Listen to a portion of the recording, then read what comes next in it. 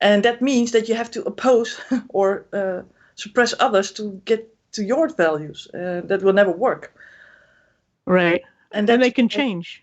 It doesn't work.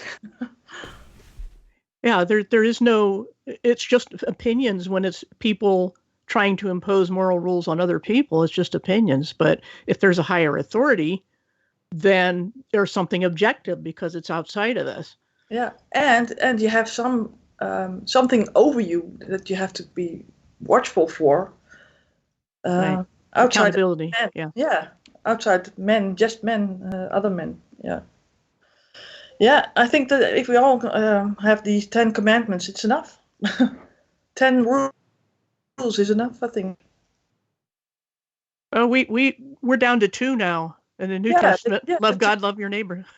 Yeah, but that's people don't understand what that means because they know now the love part they forget about. They don't know what love is. They first have to understand what it is and what it means. And I want to know what love is. I want you to show me. And the 10 is basically the marriage, the covenant marriage vows that you would have in a relationship too. So it's easy. Oh, sorry about that. I was out of context. Yes, you were. But it's still Arwen. It still stands. Yeah. I want to know what love is. I can't sing but he's got a great voice, man. Yeah. And higher. And what? Higher. Yeah. Foreigner. Yeah, he could sing his butt off. What is it? Lou? What the heck is his last name? Lou something. Can you hear me all right, or do I need to wear my headset? Because perfect. You're perfect. Yeah, you're perfect. Okay, then let it be. Let it be. Let it be. Let it be. Let it be. Don't make me turn on the air conditioner. An answer. I got this one. Let it be. Ah! Woof. I'll turn on my air conditioner, John. Just don't push me. Is this already recorded, Nathan? Because this is unique. Oh, shit, I forgot about it. We'll be live in about 2 minutes. Okay. Oh, man, too bad. You could have been in the pre-show, John. It's already in. It's being taped. Yeah, I started a couple of minutes ago. I haven't taped the whole conversation, but I tend to start recording a couple of minutes before the live one because if I do them both at the same time, it tends to cause issues. It stalls and things. So it did it as soon as I started. I started 5 minutes ago and it crashed OBS. So I was like, okay, great. So I stopped it, started it again. Now it's all running. I know that OBS is functioning because it's recording okay. So when I go live, hopefully everything will work perfectly. Does it do that all the time?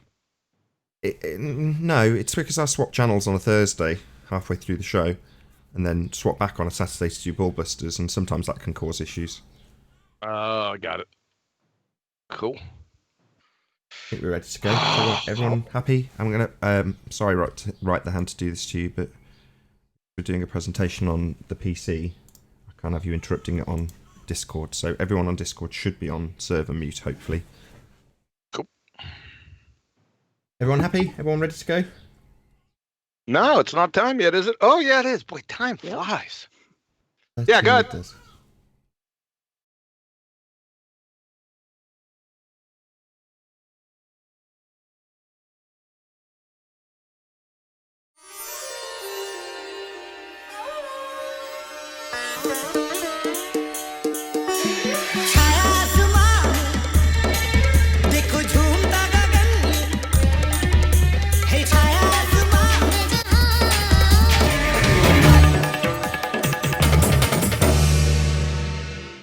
Welcome to BALLBUSTERS Live.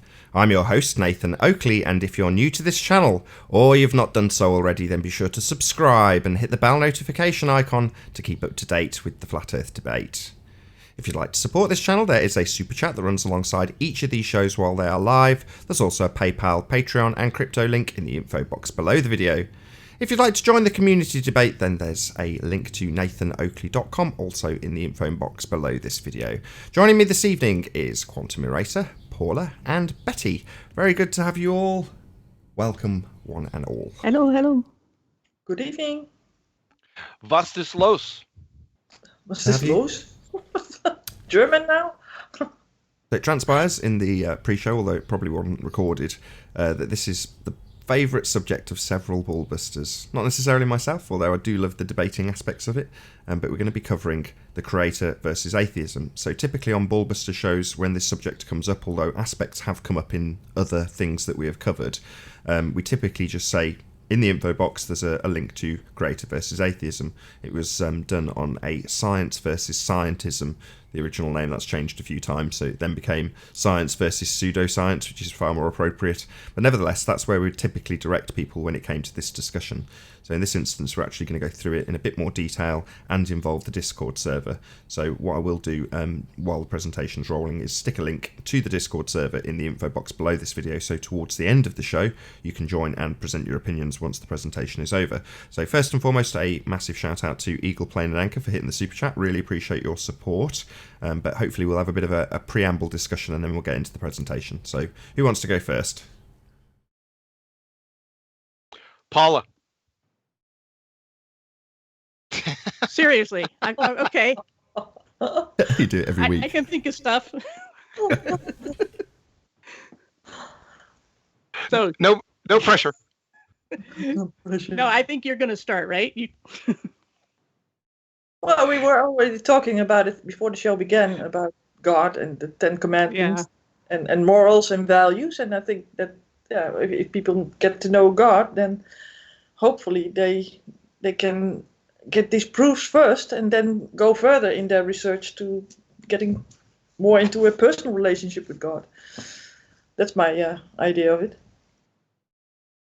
Yeah, I have a link I could spam later, but I can't post it there. But of my thoughts on the whole thing. But I think mainly what we were just saying before the show started, that there's an obsession on the part of atheists for especially Christianity, but religion in general, the same as bald earthers for flat earthers. They, have the same intolerance of people believing things that they don't think they should believe. So that's kind of a connection between the two that I see. Yeah. Well, isn't this the ultimate question? This is the Absolutely. ultimate question. This is the whole 9 yards, right? What is that question? The ultimate question. The creator versus no creator, right? Were The we full created? Monty. Were we created, or did nature create it all? Yeah, it all boils down to this question. There shouldn't be any other questions. This is the question, right? This is a personal question for everyone to answer by themselves alone, right? And it changes everything. So to me, there is no other question. Yeah, I think that it's an important question. I think that everybody in their lives should basically consider this question: where do I come from, and why am I here? And these are the basic questions that I think that every child asks. And when we get to adulthood, then people usually let that go because we get too busy with our lives and stuff. But it's a very important question. And the answer is shockingly simple. And we're going to see that here today. Again. Well, every time it comes up on the show, it generates the most backlash. I think that's the right word. More people are put out by it for some reason or another, which I don't really understand. And again, before we started recording, we were discussing things like, is it flyingspaghettimonster.com? What was the other one you mentioned? Yeah, Flying Spaghetti Monster, Evil Bible, there's Skeptics Annotated Bible, and a counter site, Talk Origins, and the counter site True Origins. There's a long list of anti-Bible, anti-Christian sites by atheists. Yeah. Well, the question that I was going to ask was, I mean, if there are any Sikhs or Muslims or any other denomination for that matter that are in the audience that know of equivalent sites but for their specific religion, so if there's an anti-Muslim version of Flying Spaghetti Monster, just either let us know in the chat or let us know in the comments. I'd be intrigued to know if there is any equivalents that we just don't get on our internet or however our links work for our language. I just don't know. There may be equivalents that are anti-Muslim. I just don't know. But it was certainly, like I say, it was discussed before the show, and I don't know of any. You may. Any of the Ballbusters know of any anti-Muslim sites that are like Flying Spaghetti Monster? Not by atheists that I can think of. There's always inter-religious anti this, anti that, when they go back and forth against each other. But for atheists to pick on religion, it's almost always Christianity, as far as I know. Yeah, it seems that they tend to go sooner to the Islam than to Christianity for some reason, or to Judaism instead of Christianity. That's also a thing. Yeah, I don't know why that is. Yeah, and they sit back and laugh and sneer, right? When they're Elmer Fudd pretender clowns. They're not intellectuals. They have no idea what science is. Obviously, they just sit back. Oh, you believe in God? What's your proof? Right? We've been hearing this for how long? I started listening to this. I went as far back as I could. Obviously, this question has been going on for ever since the beginning, right? However, in the modern era, I tried to go back like these debates were 1950s, 1960s, a lot more in the 1970s. I mean, it was really prevalent. It really started to kick into gear. But yeah. Go ahead. Yeah, but you see then in later dates that the audience is now more atheist than Christians, it seems, unless they do these debates in a church or in a Christian community. But I've seen these earlier shows or these earlier debates on this topic, and then you see that there are more Christians usually in the audience. So. And what did they ask for? Right? What's the question? Prove God, prove a creator. Okay, 12 years ago, I kept on hearing this. I said, okay, no problem. And I put more or less this whole thing together. I mean, there's a couple new things in here, but the majority of it, I put it together and posted it on quote on unquote scientific sites. I mean, it has to be thousands of or hundreds of different sites, thousands of times. And what do I get? Right after they say, because I'm just waiting for it, right? It's always going to come out. Prove God. Okay. So I write it up, and what do they do? Can you tell me? No, hand wave dismissal. Yep. Whistle right past the graveyard the next day. Prove God. You know what I started doing in the beginning? Because I got sick of it, right? I started putting little comments inside the body of the text. I'd put their name in, and I'd say, so you like to do it with carnival tent midgets, and just inside the text, like a Trojan horse. And then I'd put this presentation on, and no one would say anything. So they didn't even read it. That's how I knew. So I said, oh, so you like to get on with carnival tent midgets? And they're like, what? I said, yeah, I wrote that right up there. Cause that's what I had to do because they wouldn't read what I was writing. And then they would get mad at you, right? Yep. That's blind, fanatical, religious zealotry. Like, cover your eyes, stick your fingers in your ears and say, la, la, la, over and over again, right? That's what they do. Yeah. That's what we're dealing with here. These ball-tards have the same attitude. And of course, the majority of them are atheists also, right? Same behaviors. Yeah, but that's the thing also with flat Earth is that if you know that you have a domed Earth, then you know that there's a creation because that screams creation. Precisely. And they don't want to go that way because they can't. They wanted they don't want the accountability. That's what I think. Yeah, that's true. But we're going to drag them that way. But it's not that they do intentionally in full consciousness, but I think subconsciously they're having these issues most of the time. Yep. How can you have a gas pressure without a container? That's the one. Hello. Yeah. Yeah, Conspiracy Cat's first entering into this arena when he was just some teacher was exactly that. So it was show 322, I believe. And you dragged him around by his short hairs, making him formulate a scientific hypothesis for gravity. But he also discussed gas pressure without a container. Great stuff. Happy days. Who was that? Conspiracy cats. Oh yeah, that's right. Yep. Do we have a quote from him? What was the quote? Well, yeah. Without the container, there can be no pressure. Is that 2018? That's 2019. 2018 would be without the balloon, there is no pressure. Slightly gotcha. different. The 2019 one's far better. Without the container, there can be no pressure. Conspiracy Cats 2019. Great quote. Great quote. Yeah. Yeah. Right. If it's all good by you guys, I'm going to get into this presentation then. Should we crack on? Yeah. Yes.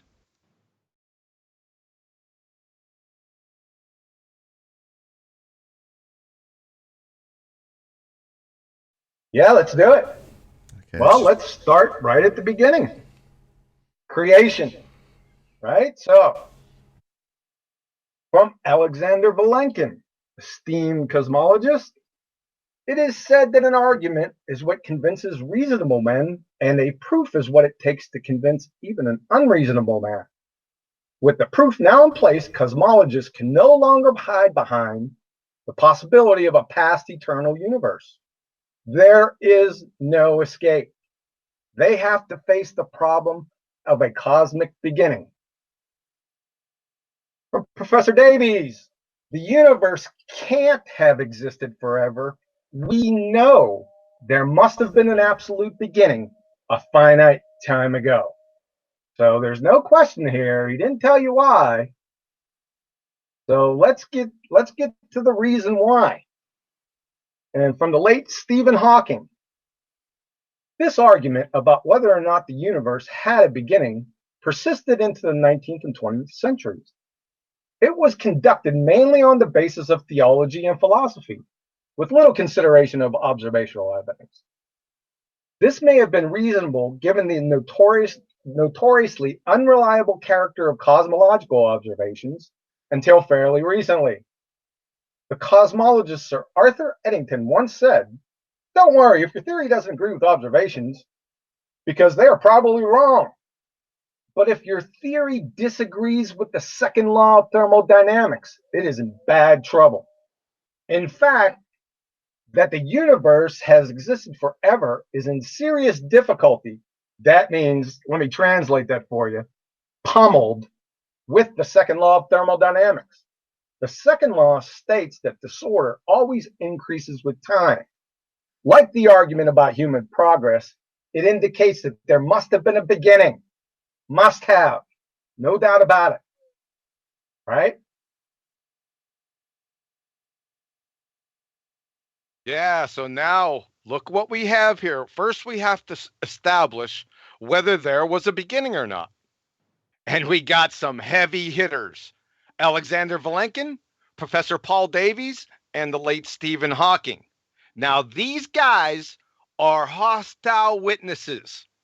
There is no better witness than a hostile witness. When you got a hostile witness on the stand, you know cowbell is coming next. Everyone pays attention because they should. These guys are atheists. So they are saying that there must have been a beginning. And why? Well, Stephen Hawking tells you the second law of thermodynamics. Too easy. And I don't think he characterizes Sir Arthur Eddington appropriately. He said, Sir Arthur Eddington said, don't worry if your theory doesn't agree with the observations because they're probably wrong. Now, that's not what he said, Steve. This is what he said from the nature of the physical world. If your theory is found to be against the second law of thermodynamics, I can give you no hope. There is nothing for your theory but to collapse in the deepest humiliation. That's it. You're done.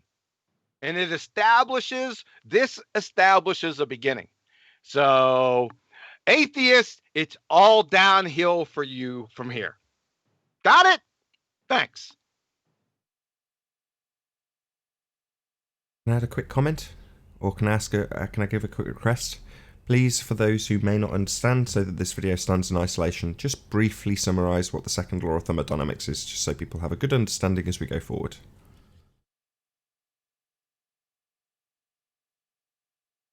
Hello? Hello? Oh, I didn't hear you. Go ahead. Say that one more time, please. No worries. Just, if you can, briefly summarise the second law of thermodynamics so that it contextualises this in this video in isolation. Right. The second law of thermodynamics can be easily summarized by all spontaneous processes produce an increase in entropy of the universe. Entropy, you can boil it down and say anything from high concentration to low concentration, right? High pressure to low pressure, hot to cold, always. No exception. Perfect. Good. Yep. Unless there's any other comments from the other ballbusters, I'll move on. Betty, Paula? Yeah, I remember that I asked John a while ago what that heat death meant with the second law of thermodynamics, because I couldn't understand what what was meant by that. But basically, all energy runs out, something like that. Was it that? Yes, that's correct. It's better stated as the big chill. Yeah, so basically there's also an end to the beginning. Yes. Yes. Has to be a beginning. And I was just going to emphasize the hostile witness. That's people don't understand how important that is, because it applies to so many different things, that if you have someone who does not want to believe something agreeing with you on basic evidence or logic or whatever it is, then you have a very strong case, because they're biased against their conclusion. So they're not leaving something out. Their hostility is against the conclusion. And so when they support you, then that's a much better witness and more reliable witness than someone who is already in favor of it. The only trouble with it is when you're dealing with crayon munchers, as John calls them, they would say words to the effect of, but that person says that God doesn't exist in this particular outsert or this particular quote. In other words, they don't understand how citations and quotes work. And we'll just say, they get confused in between people's beliefs and what they can scientifically validate. I can care less what the person believes. I don't care if they're Democrat or Republican, or if they like vanilla over chocolate, right? That doesn't matter to me. It matters to me what they can validate. Like, even though these guys are pseudoscientists, I mean, you can't get any more pseudoscientists than astrophysics. However, they know the laws of thermodynamics. So they're not going to come out and compromise themselves. They got people like me out here who are going to hold their feet to the fire or to the flamethrower. So they're not going to do that. So it's a question of what they can believe versus what they can scientifically validate. Got it? got it. Right, let's move on. So what you usually get, or what I usually get inevitably, is the quantum fluctuations, right? Well, you got two problems right there.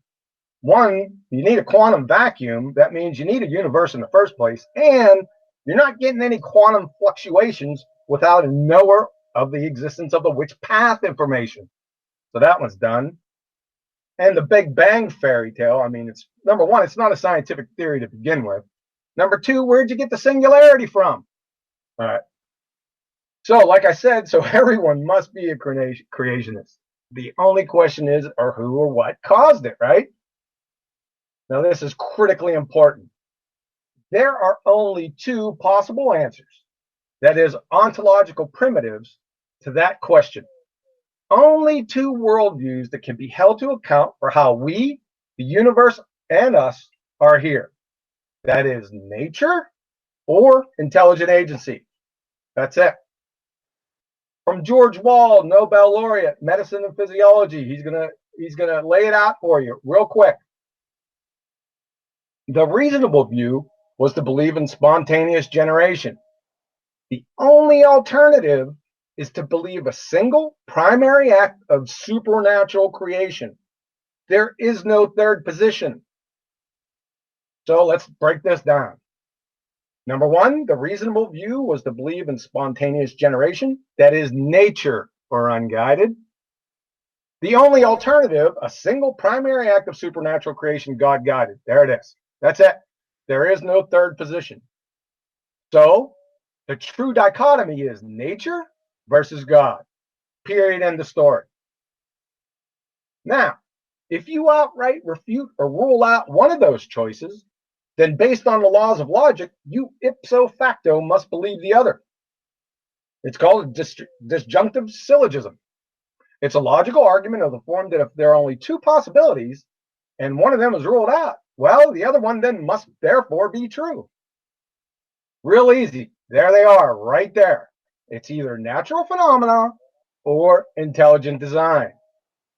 Now, people can conjure all kinds of things, but every single thing they do conjure will fall beneath either natural phenomena or intelligent design.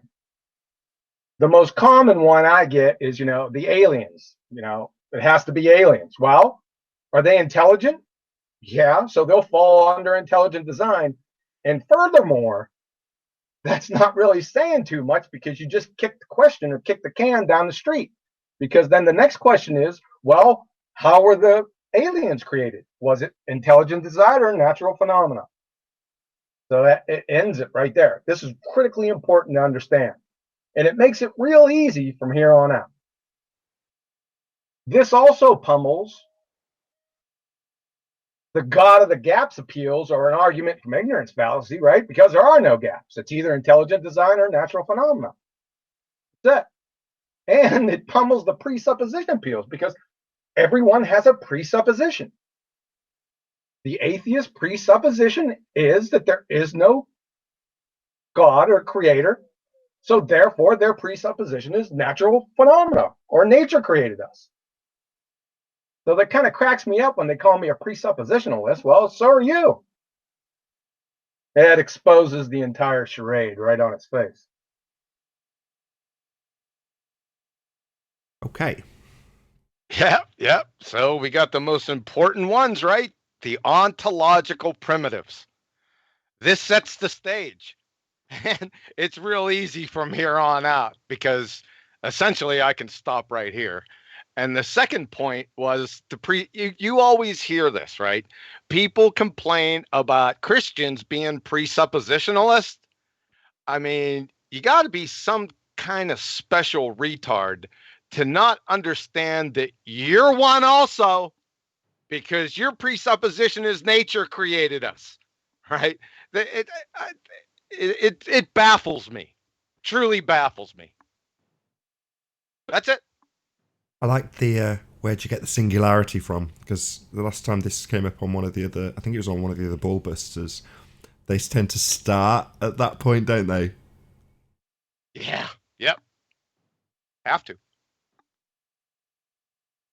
Paula?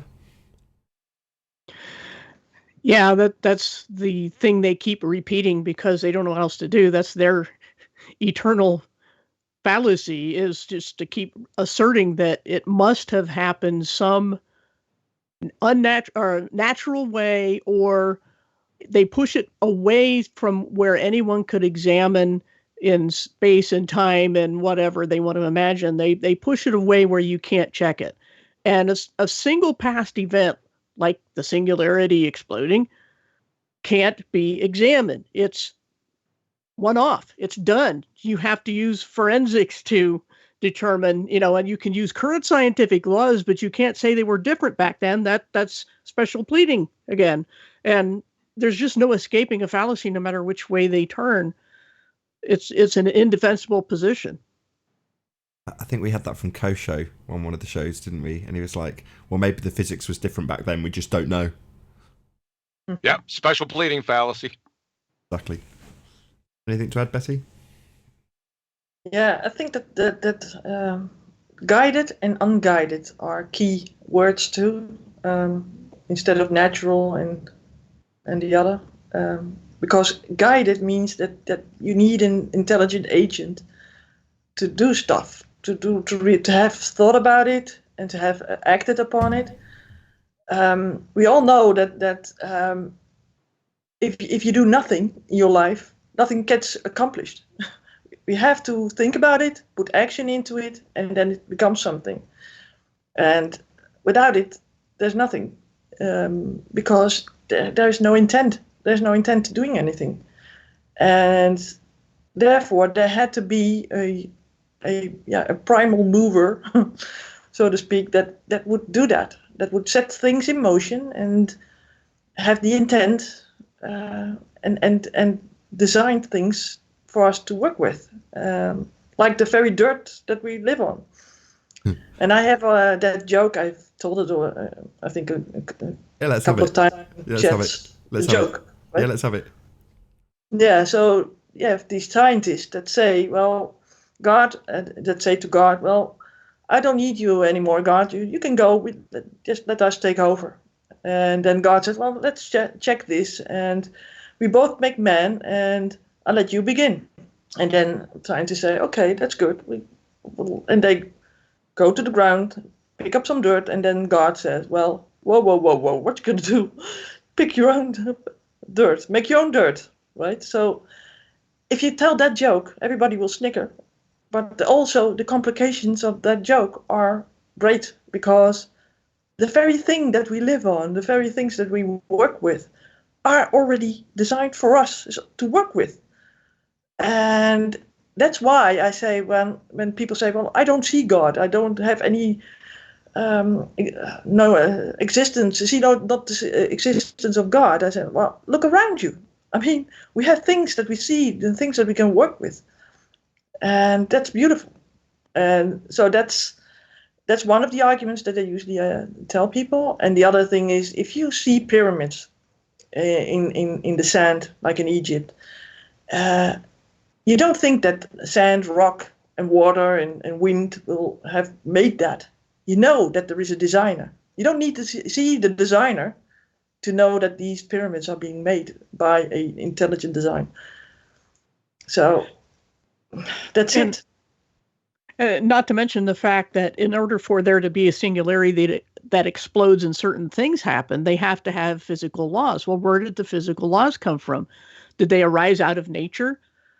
Yeah. Which happened first? They were already following laws to do what quote unquote scientists say they did in the first billionths of a second. They're saying, well, this happened, and then this happened, and this happened. Well, they follow today's known agreed upon laws. Yeah. Well, where did those come from? Laws have to be designed. They come from an intelligence. So nature wouldn't exist and wouldn't do anything, wouldn't have reactions unless they were coded to do that.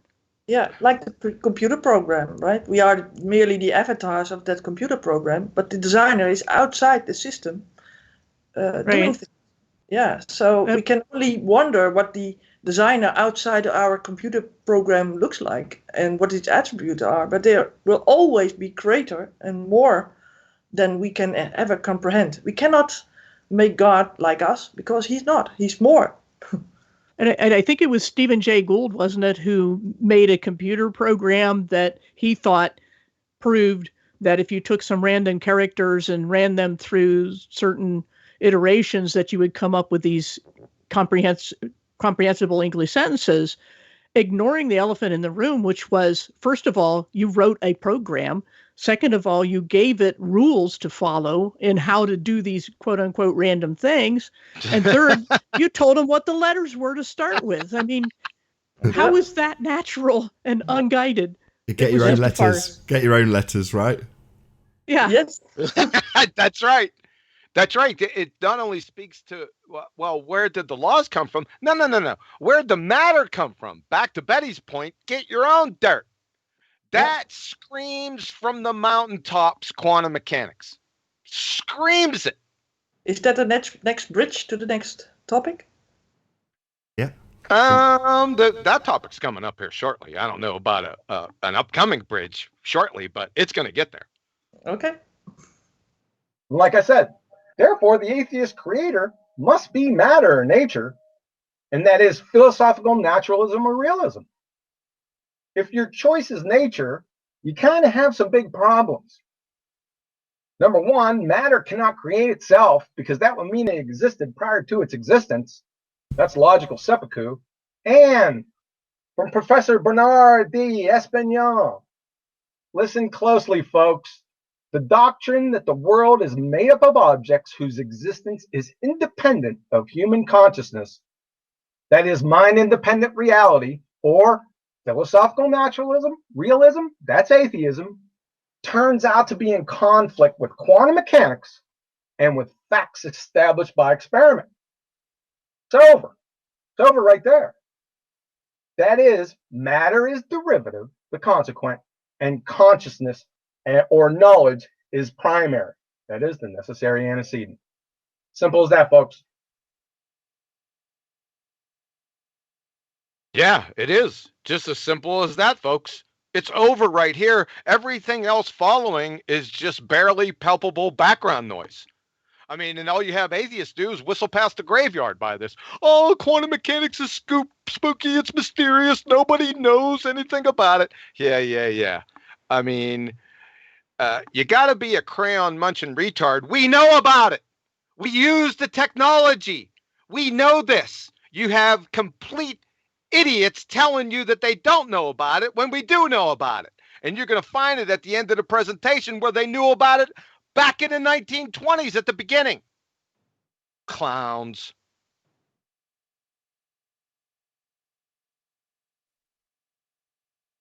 Oh, supernatural. This term has more baggage than Samsonite. But let's break it down. Let's see what it means. So the prefix super means over and above. What does nature mean? Well, the physical world and everything in it. And therefore, natural is the physical material world. So supernatural must mean above or beyond the material physical world or universe. Therefore, it logically follows that the supernatural is immaterial, completely lacking matter and energy, right? So, I ask the question, do these exist? Truth, logic, information, time, thoughts, mass. These are immaterial or supernatural by definition. Unless you can post a chemical formula or structure, charge, mass, momentum, or spin, or the kcals, joules, millielectron volts for each of the above. Can you give that to me? Of course not. It's preposterous. It's a ridiculous question. So, if not, Alice in Wonderland is more tenable than your position.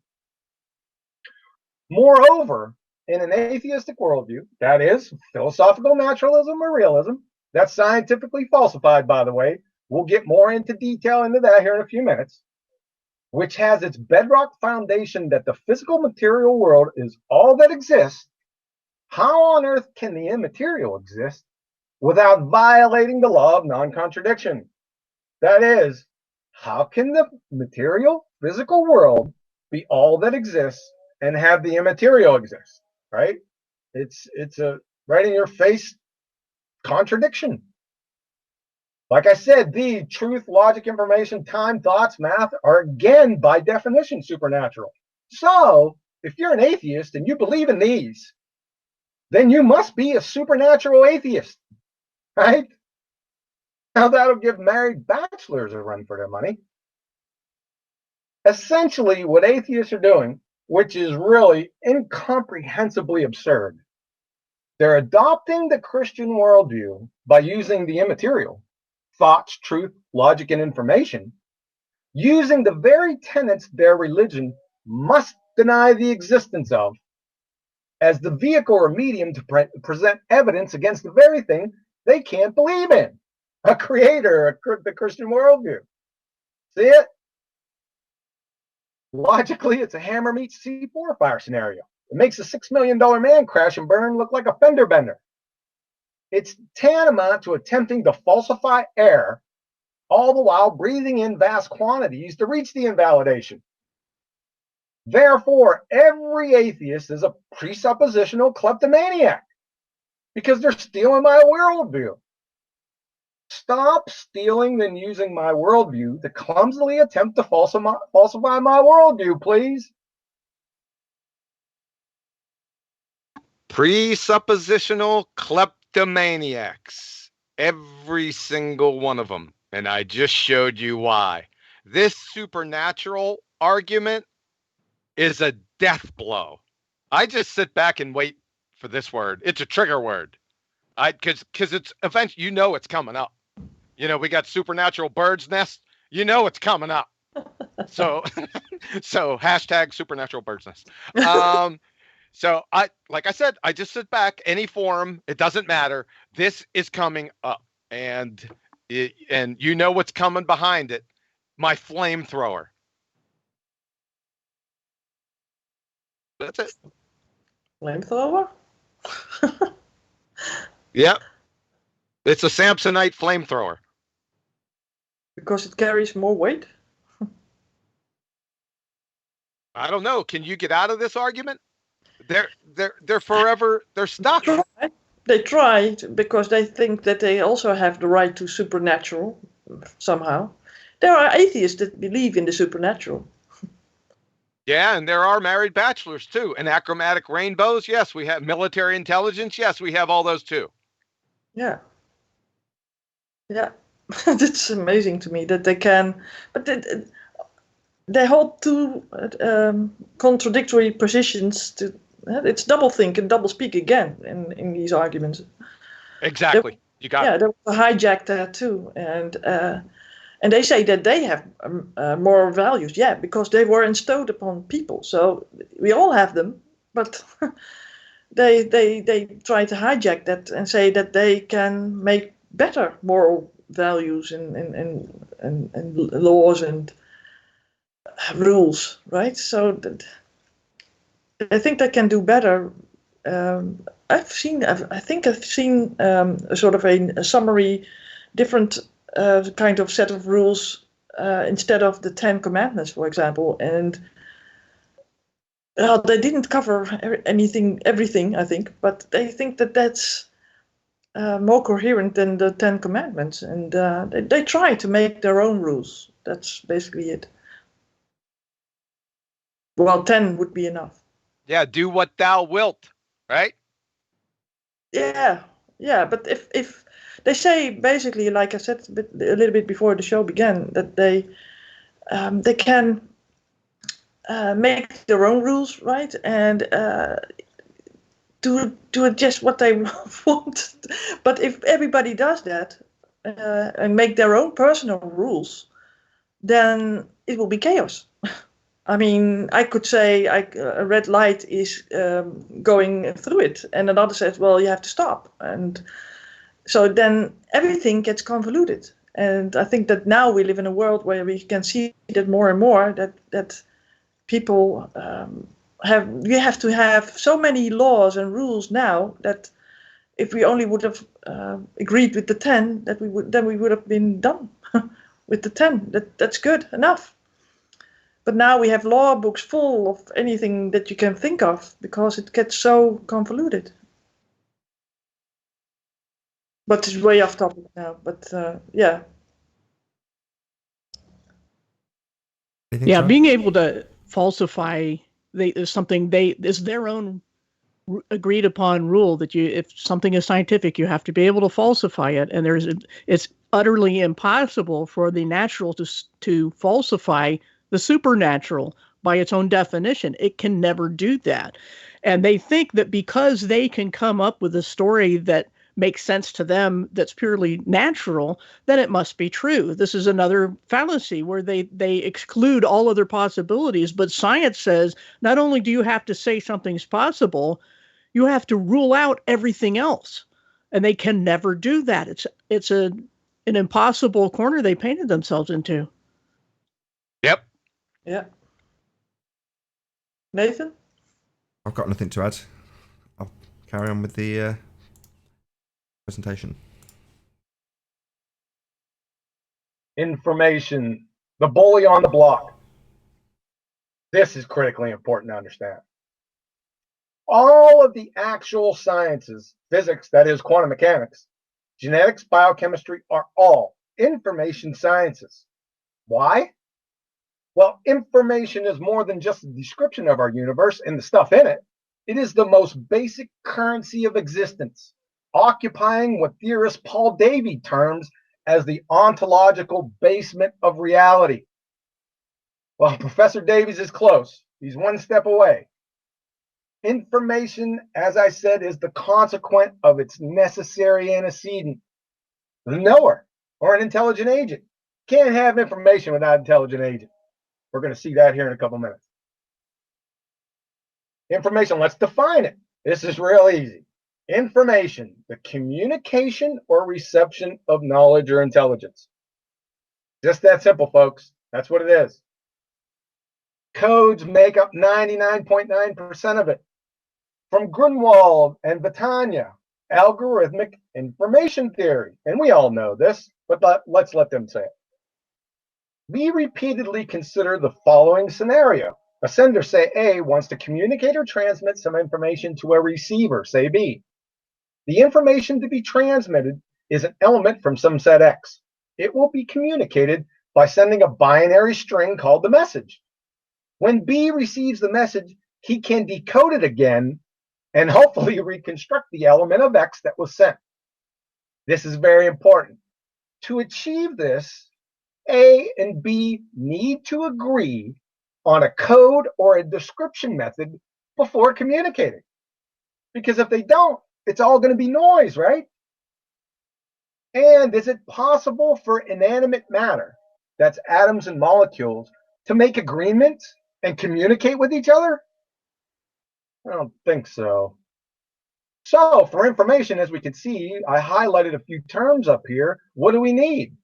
For information to exist, you not only need a transmitter and a receiver, but they need to agree beforehand on the medium, convention, and the meaning. Let me give you an example. Which one of these is information? Then why or why not? You can just answer these questions to yourself. Number one or number two? Obviously, number two is information. I mean, if you read English, number two is information. What's number one? Is there anything in there that anyone can elucidate or decipher? Not so much, right? This is just noise. However, after I give you the cipher for one, they both contain the exact same information. Meet me at Joe's for drinks. What's the difference? Well, like I said, we didn't agree on the cipher beforehand of number one. So if I sent you the cipher beforehand, the cipher is every fourth letter. You can go through that on your own. It's the same thing. Meet me at Joe's for drinks. Another example, what's the information in here? Well, anyone looking at it is just going to say, come on, man, give me a break, you know? Well, the information in there is Jesus saves. The cipher that you didn't receive is every fifth, fourth, third, second, first, then start over. Right, and then you can go through that on your own to figure it out. I just want you to get the concept. One of my favorites, and this isn't a personal dig to the audience out there, Nathan. Paul Revere, what's the code? 1 light or 2 lights, right? Well, what's the software or the information? Well, it was the agreed upon meaning, convention, and medium between Paul and the Patriots. Well, who created the software and the message or the information? The 1 by land or 2 by sea? A, was it the lights? Or B, Paul Revere and the Patriots? Which one? According to a philosophical naturalist or realist or atheist, it must be the lights, right? What would have happened if Paul Revere never met, that is, agreed on the medium, convention, and the meaning with the Patriots and just sent signals, 1 or 2 lights at random from the Old North Church? Not much. Say, we might be having tea and strumpets daily. Moreover, was it the lights or the medium that coordinated the meeting? Of course not. It's preposterous. Information is semiotic. That is, it's not a physical entity or a part of the medium of conveyance. Photons from Paul Revere's lamps weren't physically carrying information. The lights were just the medium used to signal the intelligent agents, who then assigned the prearranged meaning. Now information exists. It is only then they know which path. So you're looking at a code right now. It's called the English language. The software of the information is the preemptive agreed upon convention so we can understand the message.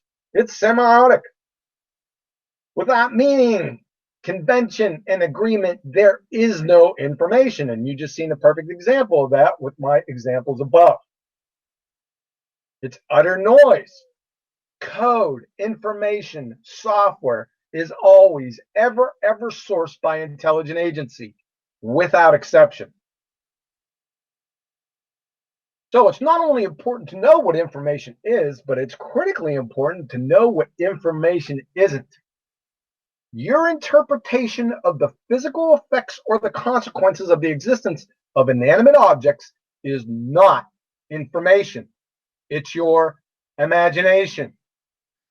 When I put my hand under running water, the water's not informing me that it's wet or that it's cold or hot. When a tree branch falls in the woods, the sound waves aren't communicating me I've fallen and I can't get up. Moreover, information is not the medium used to convey it, and the medium is arbitrary. For example, it's the same as someone writing, "Look out, there's a tiger behind you." That's information. Those are instructions, right?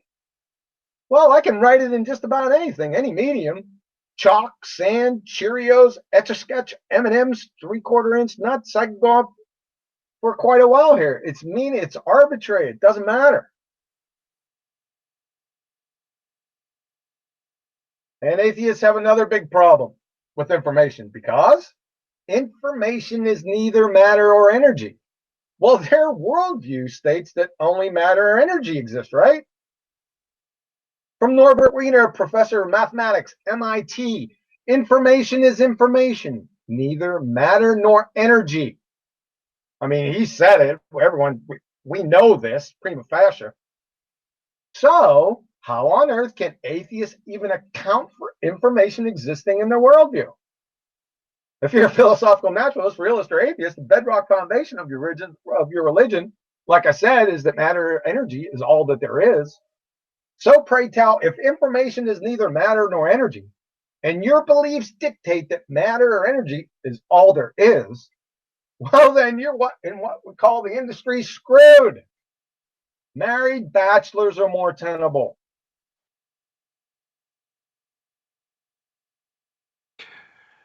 Turn out the lights. The party's over. That's it. Information. Information is the key. The logos. It's over. 3 of my proofs below are based on information. Information kills the atheist religion. Period. End of story. Yeah, but I think that many people have difficulties with that. And I can remember that you had a conversation with Robert Bassano on his channel. I think it was in 2015 with 2 other guys. And you got into a big debate with that, because they think that information is basically the medium where it's transported on, or the writings, or something like that. But it's the supernatural of the writing, of the information, basically. And it was really good to see how you said it. And I grasped it, but these guys on the panel, and even Robert, they had a hard time with it. This reminds me of a documentary I saw. I think it was Nova or something like that, where they tried to show that by analyzing how a brain does what it does, that they could prove that everything, every thought, religious experiences could all be explained by electrochemical reactions in the brain. But the question they never touched was, okay, why isn't the brain a random mass of firings? Why does it have any information? What tells the sequence to start? They couldn't explain it. They didn't even try. And the thing is that there was an old expression for it, that the brain is a machine that a ghost can operate, because the brain itself cannot explain why it initiates thoughts and why they follow any kind of order, because nature has no goals. Nature has no plans. It has no information without it being immaterially added. And so thoughts themselves have to be initiated from the supernatural realm. Yeah, thoughts, information, intent. Yeah, those are key words, I think, for intelligence, right? Right, Yeah, and sentience. Yeah. Right. Well, what's information? Give me some info. I want to see the information. I'm not going to go into DNA because we're going to get to that here, but here in a second. But what's information? He just told you it's neither matter nor energy, right? Mm-hmm. I'm pretty sure I could Go give you a bit of a weighing of a measurement of some description of information, couldn't I? I'm sure it's got charge or spin or something like that. Go ahead, show it. I know that Robert Bassano said that he was going to see if an empty memory bank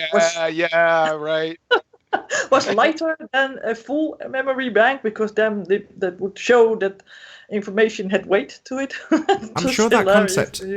What I did was I told him to get a floppy disk, and I told him to load it with as much software as he could put on there. Right. And I told him, well, before you do that, go ahead and weigh the floppy disk and then just hammer this disk with as much software as you could put on. And then after you're done putting it on, weigh it again. Tell me the difference. He never got back to you, did he? I could swear either my memory's terrible and I remember this from you having that conversation with Robert Bassano, or, and I'm sure I'll get corrected in the comments, I think this is actually a mainstream concept of information having a weight, and I'm sure it wasn't contextualized in the same way but similar. I'll look into that while we're going through the presentation, but I'm almost certain it's a mainstream rhetoric. Oh, really? So it's a weight, so it has force? I think so. I'll have to dig it out to find the context. It's a long time ago since I remember this being mentioned, but I'm pretty sure it's pre-Flat Earth that I heard that idea of information having a physical weight. And again, I'm sure we'll have somebody in the comments that'll correct me while I'm searching it through. But yeah, I could be wrong. It could just be me remembering it incorrectly, and it's actually that conversation you had with Robert Bassano. But I don't think so. Yeah, well, they get it mixed up with the medium, like DNA being a medium and writings being mediums, but it's just a medium to convey the messages. But somebody indeed there's a code to that. We have words also. Where does our language come from? I think that was also by design. So yeah, for me it's very clear that is something that. Without information, nothing happens. Without the intent, nothing happens. You're surprisingly quiet, Paula, considering the amount of information you trawl through, knowledge scavenger. It's one of those, well, this is all very obvious things. It's hard to find ways to restate it because we've already, just this far in what we've been running, maybe almost an hour. But the thing is, from the very start, it's over because you can't explain where anything got started. Just like with even everybody's thoughts, they can't explain what starts them without appealing to the immaterial and the supernatural. And how can you defend that when it's like building a building in midair? There's no foundation at all. So who cares about how fancy of a building you make and how internally consistent your argument is if it's based on nothing? And that's the whole problem with naturalism/atheism, because it's only based upon preconceived, fallacious nothing. I don't know what else to call it. And its whole purpose, again, is to try to explain the existence of everything with no beginning. And, they'll always say, well, we're talking about evolution. We don't talk about origins. We only talk about change, which is ridiculous because you're saying that we're not even allowed to ask the question because you can't answer it. The stacking the deck. Wait a second. What's evolution? It depends on who you ask. Oh, I'm glad that's just come up. So that's another one of those questions that the uninitiated, shall we say, would whistle straight past. Absolutely. Because they they don't want to think about it. They Yeah. ain't whistling past that with me. Oh, no, no, no, no, no. That's just the start. But why would we listen to anything that atheists say to us? Because if it's just some chemical in the brain talking, what's the value in that? No, Yeah. they can't. No, no, no, no, no. They can't even believe that exists. Yeah, I don't feel. I don't think you're grasping the gravity, no pun intended, of the situation here. It is so Elmer Fudd, bash your own head in with the shovel. They can't believe that that exists. Yeah. Are you following me? Because that's information that a naturalist information cannot exist in a naturalist worldview. That's it. So this is preposterous absurdity that we're talking about here, folks. Yeah, I Move agree. on. Happy to move on? I'll take that as a yes. Yes. So now the evidence is we finally got there. We needed to establish those foundations. In fact, I really don't have to go on any further. It's already over. But since we scheduled this, we might as well go ahead and do it. So, evidences for the creator. Bear in mind, these are not belief propositions. They are knowledge claims. Big difference right there, folks. So let's go through them. Number one, scientific law. This is my law. Don't go trying and ask me for citations and where this came from. It's mine. I made it. So, information, code, software is only ever caused by intelligent agency, without exception. That is, whenever we find information existing and trace it back to its source, it invariably leads to an intelligent agent every single time. My support? Library of Congress, all books, all newspapers, all languages, all computer software. The information age. It's right in front of our face. So, my null hypothesis in support. Nature or natural phenomena causation cannot create algorithmic cybernetic coding and decoding schemes. That's information. If you cry foul and claim that there's no information or code in the genetic code, you're screwed. From Hood and Gallus, the digital code of DNA in nature. DNA has two types of digital information. The genes that encode proteins, which are the molecular machines of life, that should jump off the page at you, and the gene regulatory networks that specify the behavior of genes. From the father of information theory, H.P. Yockey, and no, it's not Claude Shannon, it's H.P. Yockey. The genetic code performs a mapping between the sequences of the 4 nucleotides in messenger RNA to the sequences of the 20 amino acids in a protein. It is highly relevant to the origin of life that the genetic code is constructed to confront and solve the problems of communication and recording by the same principles found both in the genetic information system and in modern computer and communication codes. From Richard Dawkins. That's a hostile witness if I ever seen one. There is enough storage capacity in the DNA of a single lily seed or a single salamander sperm to store the Encyclopedia Britannica 60 times over.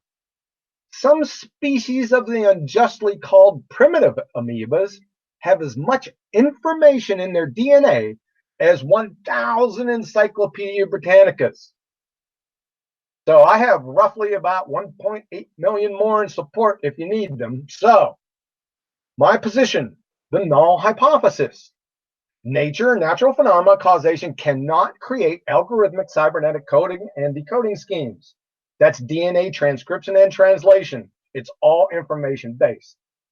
And as we went over in the previous discussion in the other video, the null hypothesis is what?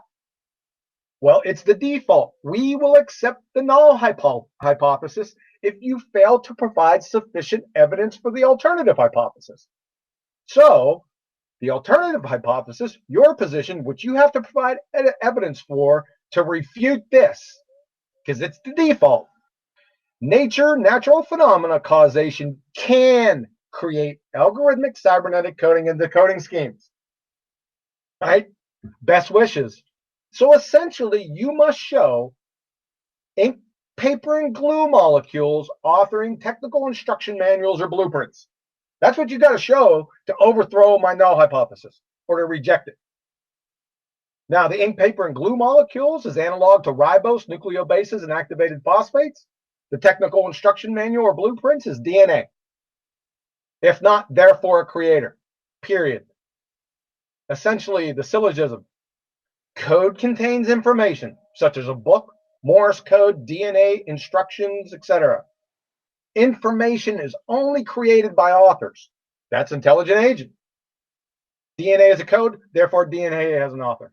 This is irrefutable. All these are irrefutable. You can't touch them.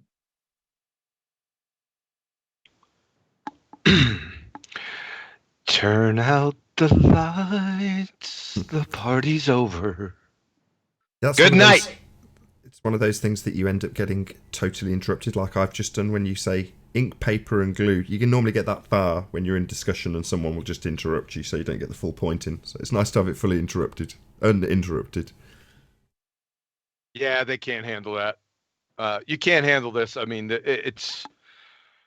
I don't even know why we're discussing this anymore. Really, they have no way out.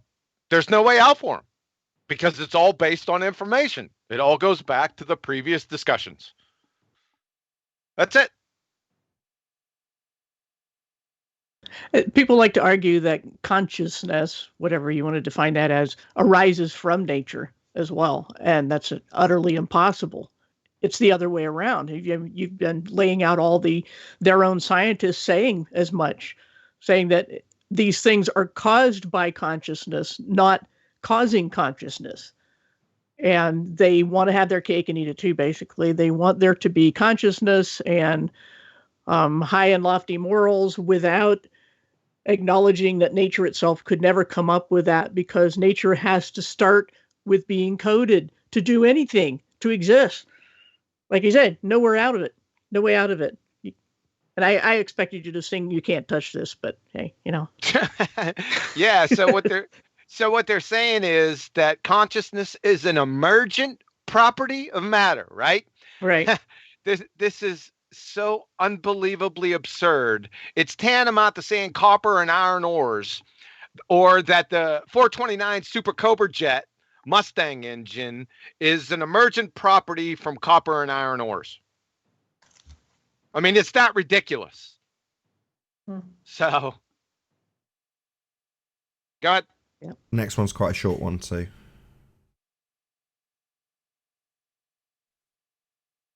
The next one, quantum mechanics, my favorite.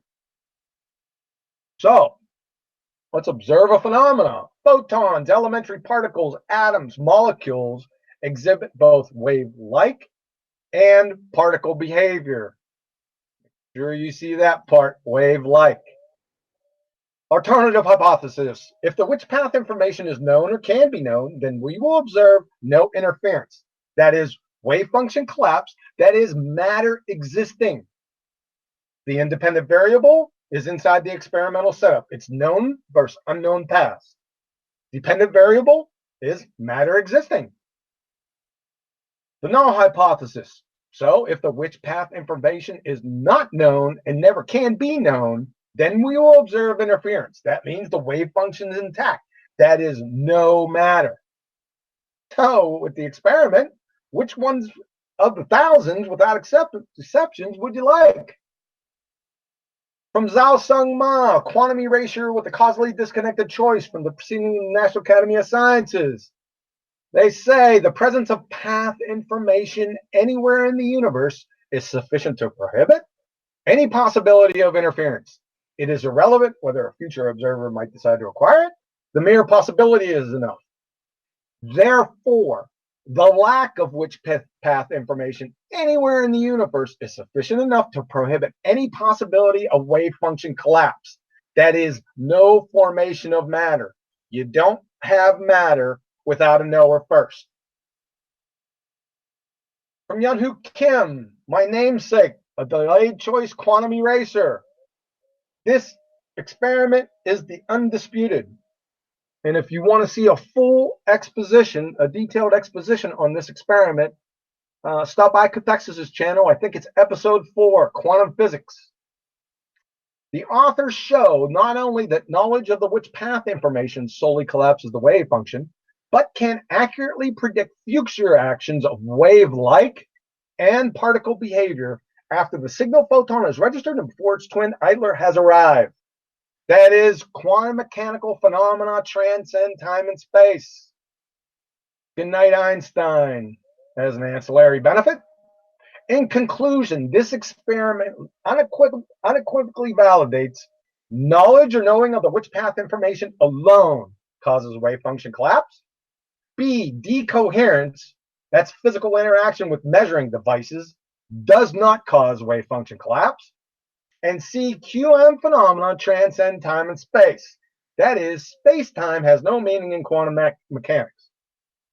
Ergo, matter, our reality, doesn't exist without first a knower of the existence of the Witch path information. And again, matter is derivative, consciousness or knowledge is primary, the necessary antecedent. Another fatal dagger, non-locality, or what they call instantaneous actions at a distance, or what Einstein called spooky action at a distance. The only thing is spooky is his science acumen. So to overturn this, the scientific falsification of locality and by direct proxy, philosophical naturalism or realism or atheism, whereby invalidating idealism or Christianity, which is not a religion, by the way, and we're going to get to that here in a few minutes. And as an ancillary benefit, collect yourself a feather in your cap, Nobel Prize. Please take up the Quantum Randy Challenge. The Quantum Randy Challenge, henceforth the QRC, challenges any pseudoscientist, you as it were, who claims that quantum physics is not true and that quantum entanglement experiments can be explained by a classically realistic and locally causal model. You not only get the Nobel and its money, you get an extra $1 million in US. All you have to do is prove naive realism or local realism is true and not observation dependent. That's more like knowledge or Witch path information independent. 6+ years now, still no takers. This is still active. 6 years. No takers. I wonder why. Alice in Wonderland has more veracity and is more tenable than philosophical naturalism and realism. Or atheism. Same thing. Therefore, a creator. Turn out the lights. Party's over. Hey, am I getting better at that? A little bit. Yeah.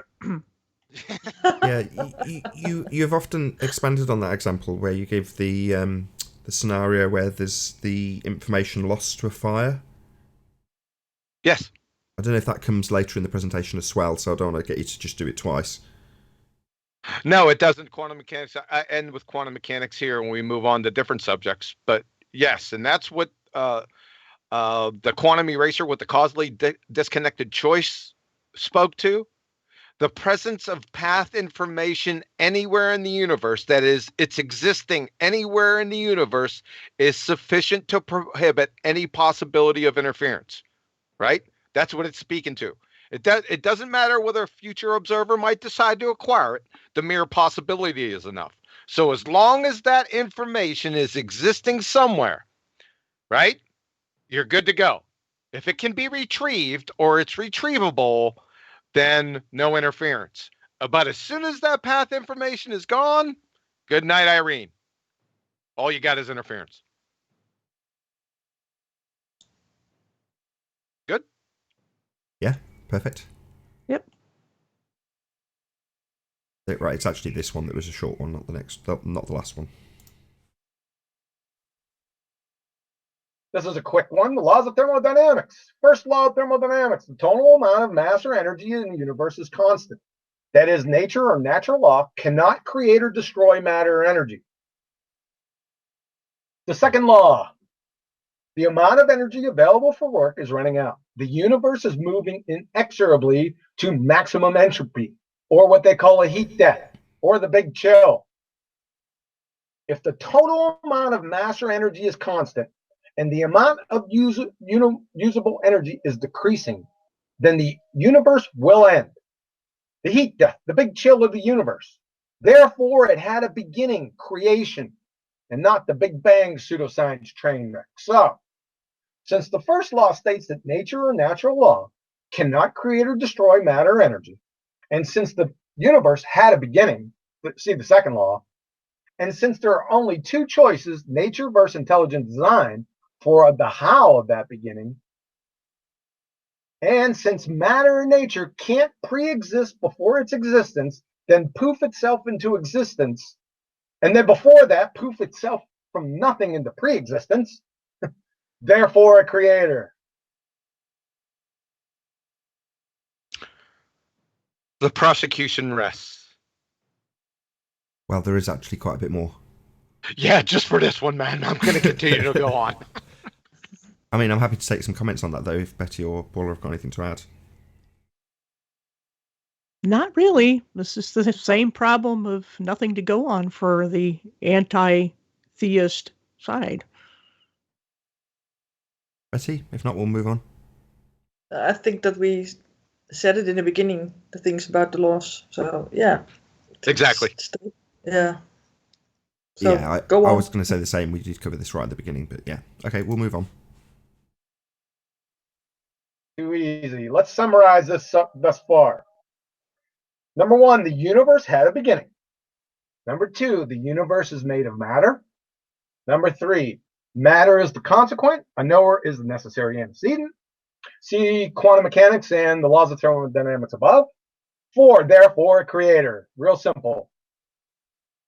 Philosophical naturalism and realism, that is atheism, is pummeled and eviscerated. Your only other choice, atheists, must assert, like I just said, the train wreck above, matter pre-existed before it existed, then poofed itself into existence. Before that, it poofed itself from nothing into pre-existence. This train wreck directly violates the first law of thermodynamics, the second law of thermodynamics, quantum mechanics, and, by the way, from Professor Shankar, the chair professor of physics at Yale, the laws of physics are always quantum mechanical laws. You don't have separate laws for big and small things, so all of physics is debunked. Fourth, the laws of chemistry. If you take all the physical laws, that means chemistry, biochemistry, all laws are gone. Five, the laws of information are gone, and ground squirrel level common sense is also eviscerated.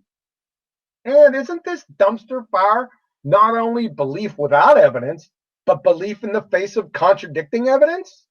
Right? The best part, creationists and more or less Christians that we're talking about, are called what? Right? What are we called? We're the science deniers. What? Who's the science deniers again? Going on in the chat right now. Yep, that's what they call us, science deniers, while they deny all of physics. It's hard to even speak to. Go ahead. I'm done. I'm not speaking to it because it's absolute preposterous absurdity. Unbelievable. That leads us into this. I don't want to take a little sidebar. We all heard this, faith versus science, or religion or faith versus science. Let me show you this bait and switch. The powers that need not be couch or frame the argument as science versus faith. We all know this. Religion, belief without evidence. That's all it is, folks. The object of that belief is irrelevant. It could be pixie dust and unicorns. If you don't have evidence for it and you believe it, that's a religion.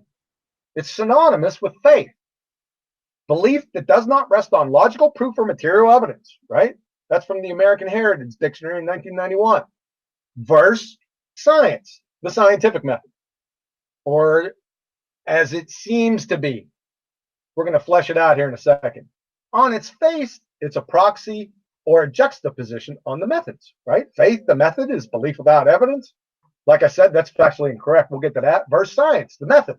It's the methods that are in focus here, the scientific method. Of course, that's not what's going on here. In reality, the so-called disciplines that are screaming from the rooftops that there is no God are who? Well, they're the ones that don't follow the scientific method. We identified the masqueraders in the last presentation. These guys, right? The masqueraders. They're not science. Crocheting is more scientific than these clowns combined. So the science part in the science versus faith is actually religion. These are religion, folks. Belief without evidence. And more importantly, biblical faith has substance and evidence. Let's just take it right from the book. Hebrews 11:1. Now faith is the substance of things hoped for, the evidence of things not seen. So it has substance and evidence. And this is another tiny little problem from 1 Thessalonians. Prove all things. Hold fast that which is good. Hold fast. Right? Prove all things. Does this sound like a rally call to belief without evidence? Or believe without evidence? No. Is Christianity a religion? Nope. It's a contradiction. Let that marinate, folks. All this is just little word games, little mental and linguistic acrobatics. So the faith part in science versus faith is actually blind faith, giving us religion versus blind faith. Well, what's the difference, right? That's what it actually is. Let's flesh out the true dichotomy.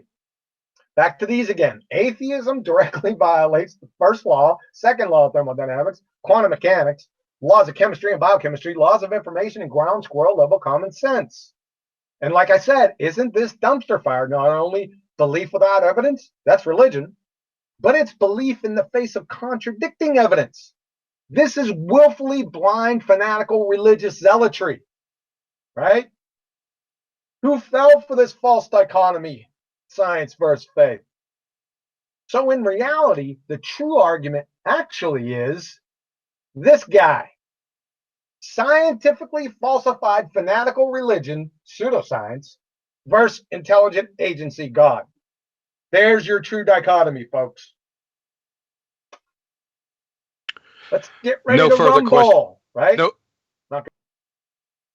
No further questions. Stepping all over John. There you go. Isn't it? Well, You talked over. you say no further questions. Isn't it an outrage that they call their side of the argument science?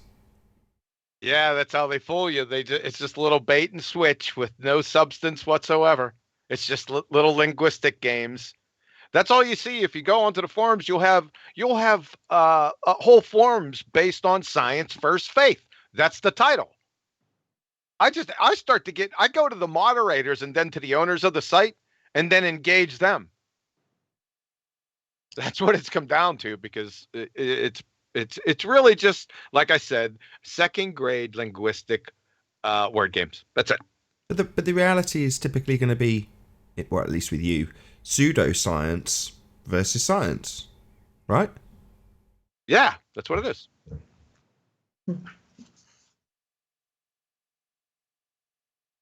Any more? Happily move on if not. Yeah. Oh. Not going to be too much of a rumble. Number 4, the last proof. I got about 30 of them, but we'll just roll with the last one here. Functional sequence specified complexity. What you'll hear people say is, complexity. Snowflakes, they're complex, or bring up innumerable things of complexity and try to muddy the waters. Well, these are complex. How do you know the intelligent agent made these? Yeah. All right. Let's see if that holds water. Functional sequence specified complexity. Hallmarks reveal intent, purpose, planning, choice, interlinked systems, often with contingency, contrive. That is, without deterministic law like necessity. What you don't hear, there are 3 types of complexity. Number 1, random sequence complexity. Number 2, ordered sequence complexity. And number 3, functional sequence specified complexity. Random, just like how it sounds, you pick a handful up, throw it against the wall, whatever sticks, well, there you go. The aftermath of a tornado is a good example. Ordered sequence complexity is just like how it sounds, right? Crystals, snowflakes, sand dunes, fractals. As opposed to functional sequence specified complexity. It puts the lotion in the basket. Sandcastles, the genetic code, barbecue grills, Indy cars, hyper nanotech machines and robots, kinesin, ATP synthase, flagellum, cilia, all these molecular machines and robots, and thousands of others in your cells. So random sequence complexity and ordered sequence complexity, that equals a nature construct. As opposed to functional sequence complexity, that is an intelligent design construct. We can tell it real easy. All of us know it intuitively. It's the difference between this and this, right? We all know the difference here. We know there's a different mediator that's causing this, right? Hopefully we all know that. From the Grand Poobah, Leslie Orgel of Origin of Life Research. In brief, living organisms are distinguished by their specified complexity.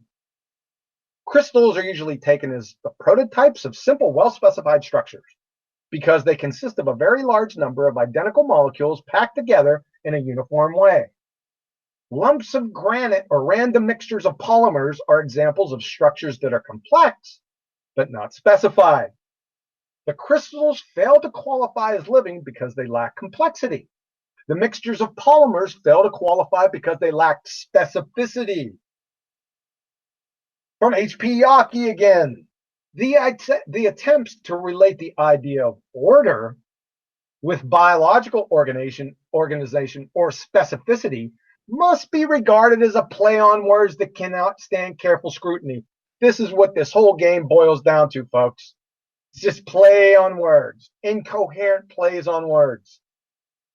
Informational macromolecules can code genetic messages and therefore can carry information because the sequence of bases or residues is affected very little, if at all, by self-organizing physical-chemical factors.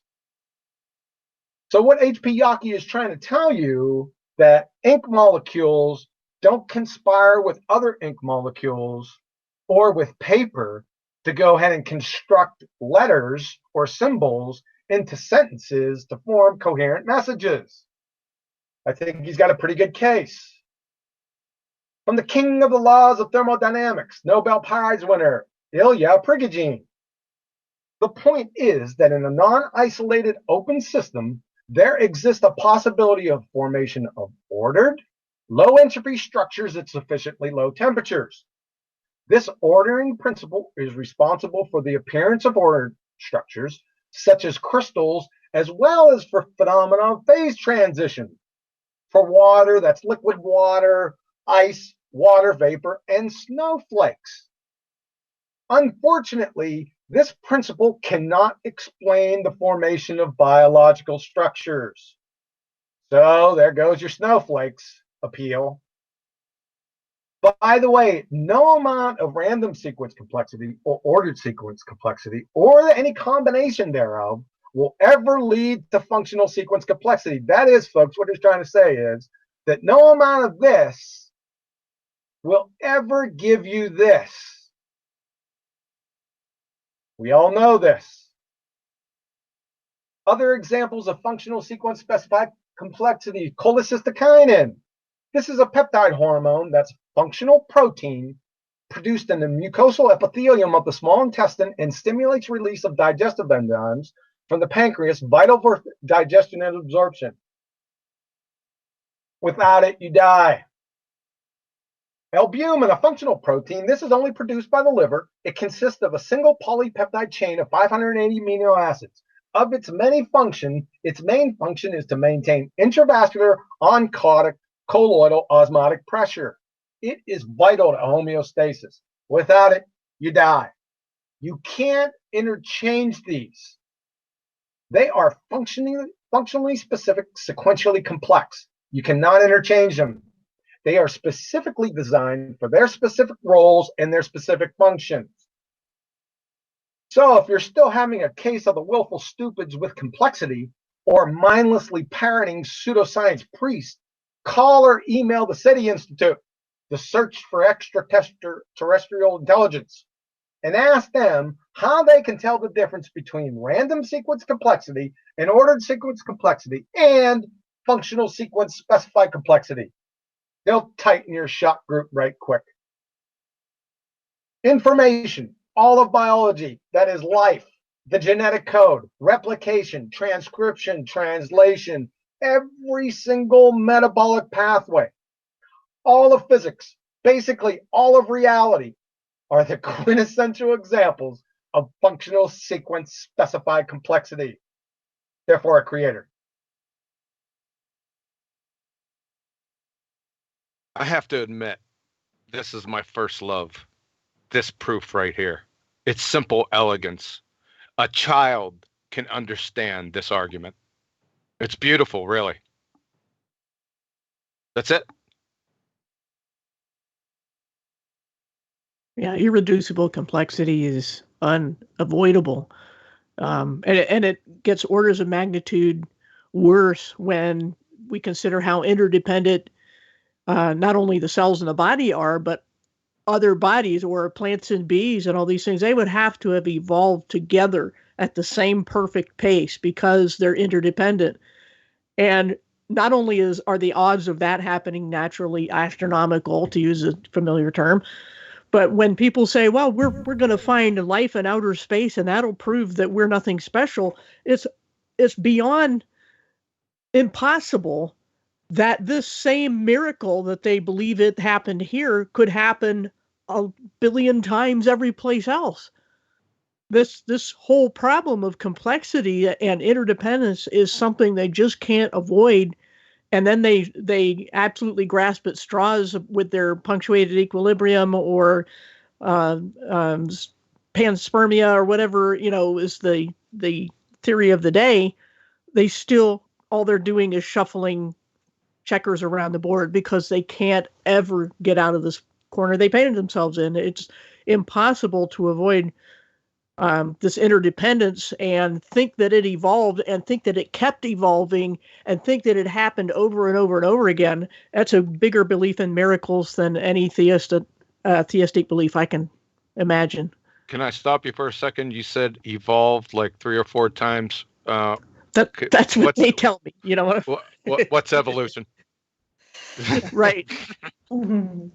Well, right. also, just the common terminology, well, a very good point. I'm not trying to whistle past that, but also you said space, and I was going to ask off the back of that a question to John, who was in these debates and discussions before Flat Earth came along. So when that came up and people appealed, as Paula described, to space aliens or whatever, did no pennies drop, or was there no ideas of the second law, which presumably you were discussing at the time in these same threads? Did that not? So you're going to throw your partner under the bus here? No, not at all. I'm just intrigued to know if it ever came up, or when it did, was there any overlap at that time? We know where the Go on, sorry. You're talking in reference to the flat Earth? Well, not necessarily, just more that you was if that came up as Paula described it, they're appealing to space very specifically, right? A medium that within the flat Earth community we debunk based on the second law of thermodynamics, which is something that's being discussed in this very topic. So although it's not necessarily going to be on the same thread, but that's kind of what I'm asking. Was it ever the case that it was on the same thread? Not because I'm trying to throw you under the bus and say, ha, you didn't recognise that space is a second law of thermodynamics. You should. Oh, you should I? Yeah, because I'm guilty. Yeah, thanks, man. Well, that's your own self-guilt, because I wasn't trying to throw you under the bus. I'm just saying it's an intriguing overlap that if you don't recognise already, if you're in the discussion and you're reasonably familiar with the shows I do at least, you'll instantly recognise that we're talking about the second law of thermodynamics, and when this particular part of the argument comes up, you go, all right, you're going to appeal to space, are you? Just interesting. No, and you're correct. I was just joking because you're exactly right. I felt I should be indicted more than anyone else. So I carry that with me. It's my cross to bear. On the contrary, consider what may have been at the time deemed your peers, who, in the face of this information, would rebel against it and try and find a workaround the second law. That's a fairly common reaction that we see. So for you to go, oh my god, well, that's the correct reaction. You don't know what you don't know. Yeah, Right. and go ahead. I was just going to say that that's really the point I was making is that this is nothing new that we're seeing now with denying every bit of the actual scientific method in measuring or observing the Earth that we're on. It's the same tactic. It's just shifted focus from creation evolution to Earth shape. There's nothing new about it. Absolutely. I could transpose one of the Flat Earth debate chats on top of the chat that's running by this show right now, and you'd hardly tell the difference with most of the stuff that's being said. Right, exactly. Wait a second. She said evolution. What is that? That's what we called it at the time. Yeah, so what's evolution exactly? It is an important question. Like no I say, one knows. Well, this is exactly it. So can you repeat that, Betty? No one knows. And they couldn't define it then. You know, back when they were throwing that term around, it mattered what day it was. Yeah. Right, let's move on.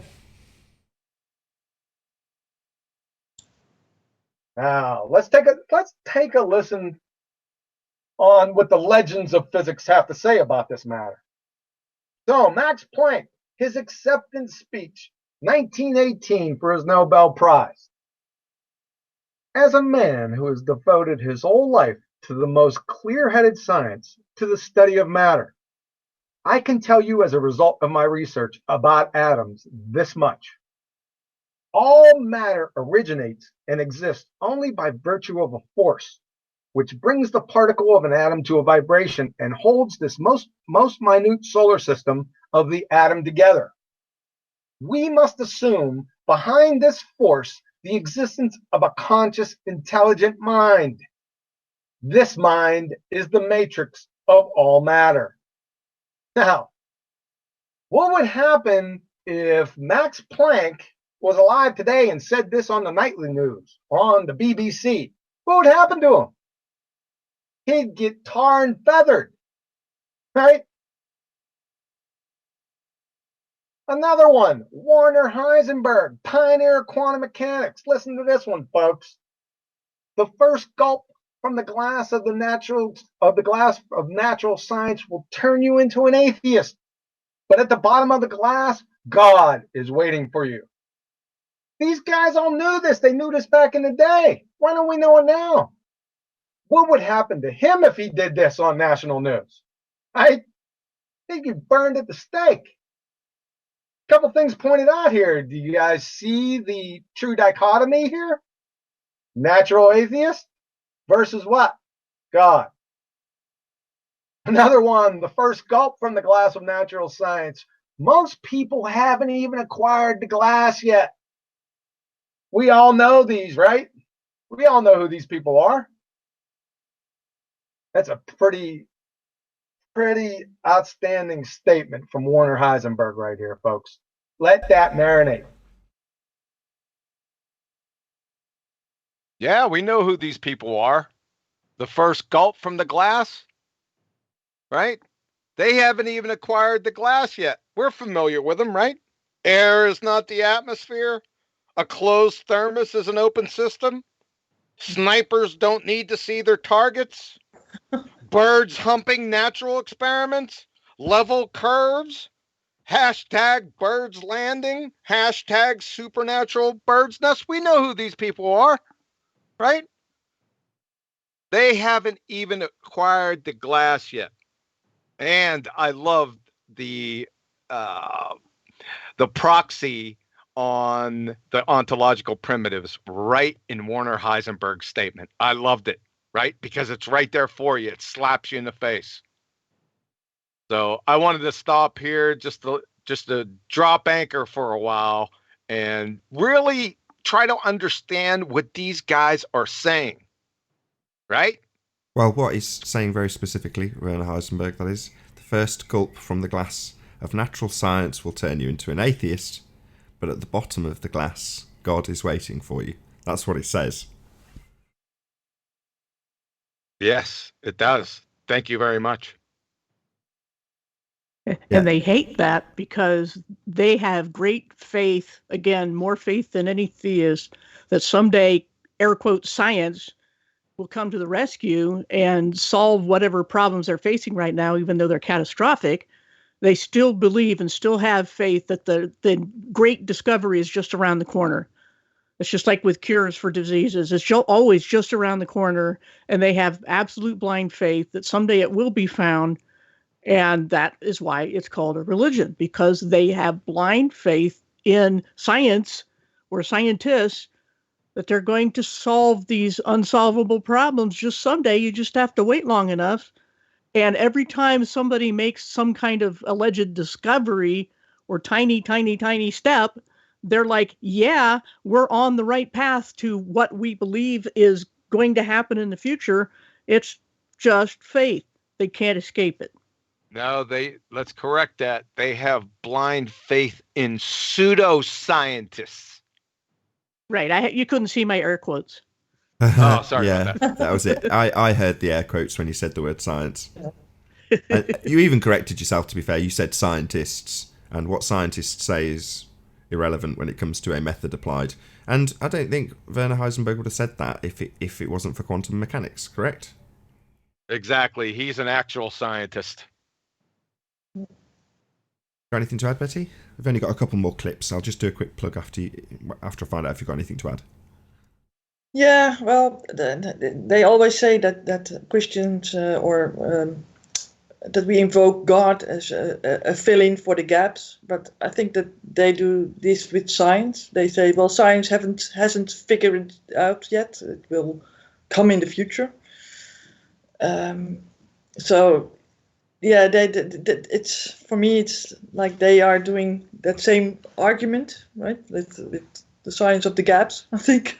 Something like that. The pseudoscience of the gaps. Remember, There is no God of the gaps appeal. We did that up top. You can't have a gap. There's only two choices. Or no gaps. The only gap is between their ears. And it's massive. It's massive. It's a big vacuum, isn't it? Yeah. Okay, so I was going to say there's a Discord server link, but I've just checked my live feed and it does seem to be a slight issue with it, so I'll sort that out after I've paid out the last couple of clips. But shortly there'll be a Discord link for anybody who's not already part of the Discord server to join and discuss this topic after the presentation is finished. So it's goodbye, you guys. I'll go on to the last couple of clips.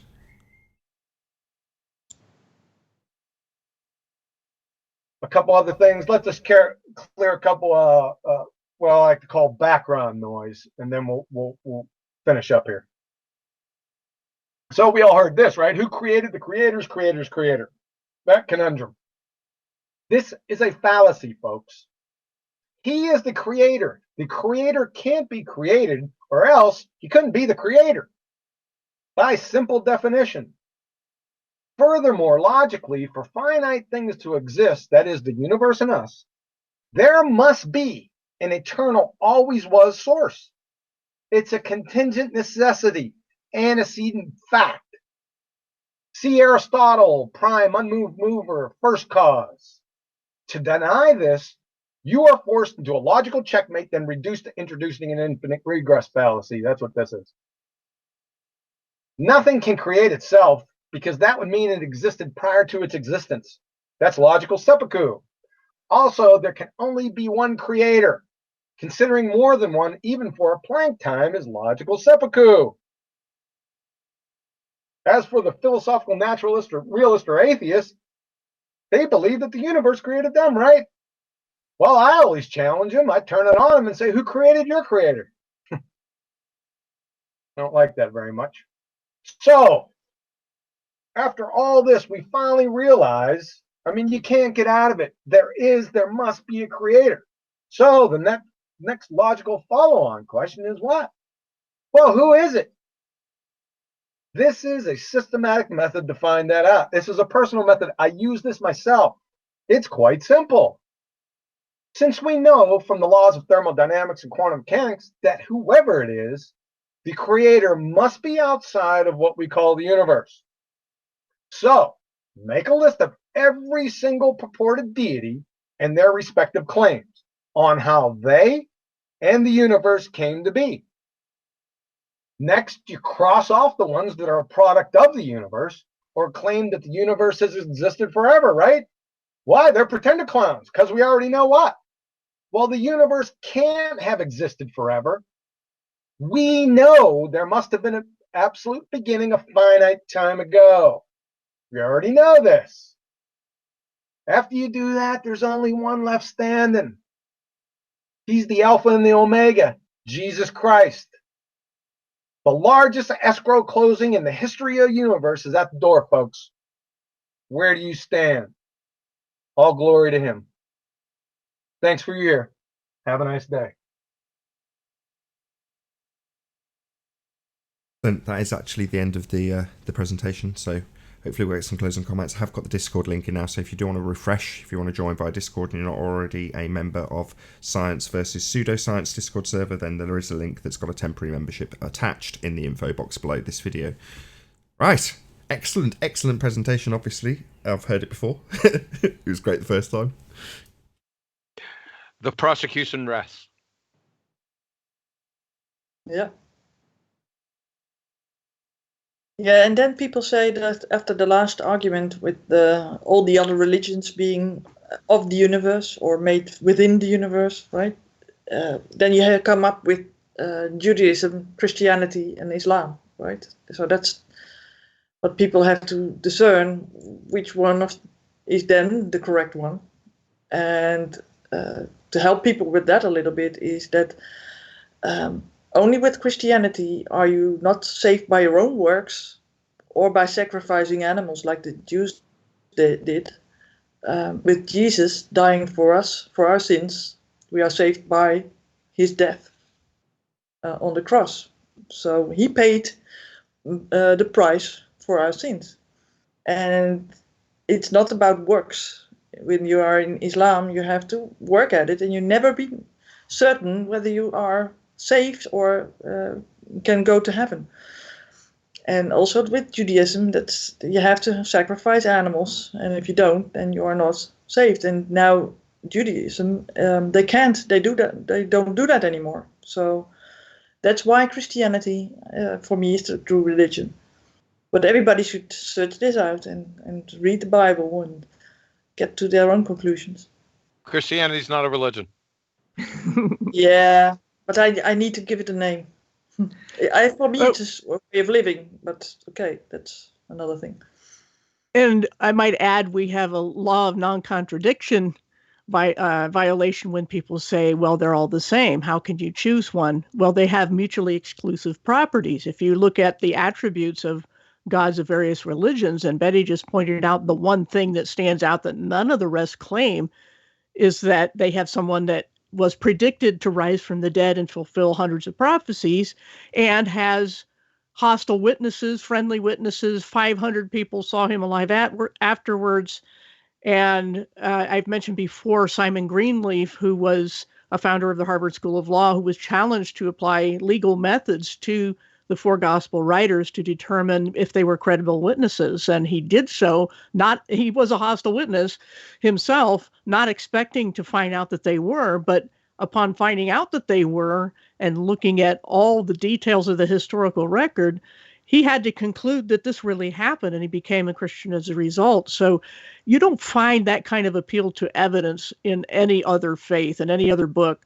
It's almost always the just so stories, which people ignorantly claim about the Bible, but and they even deny that Jesus existed, even though secular sources almost universally agree that he was baptized by John the Baptist in the Jordan River and sentenced to death by Pontius Pilate in the first century.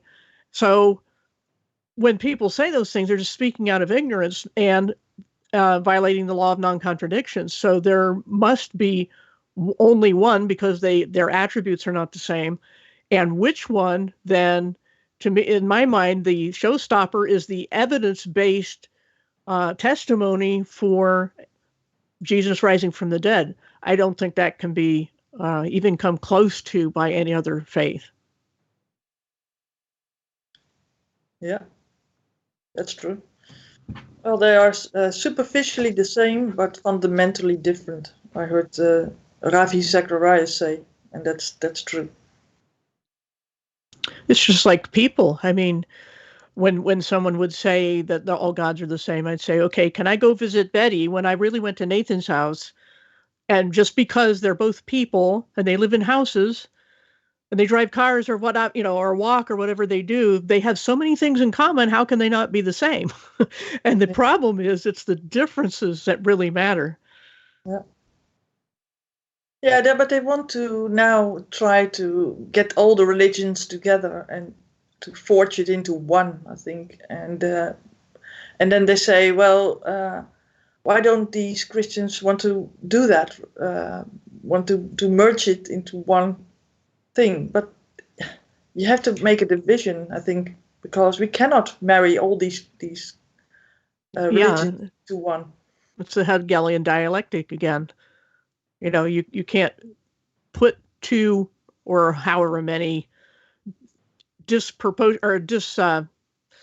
mutually exclusive things together like that without getting rid of all of them and mashing them together in something new, which is what syncretism does. What the astrotheologists want to do is to just treat truth like a buffet and pick out the things that they want and make that the truth. Yeah, it's like dumping 5 boxes of jigsaw puzzles on the floor and just picking out the pieces you like and happen to be able to make a puzzle out of it.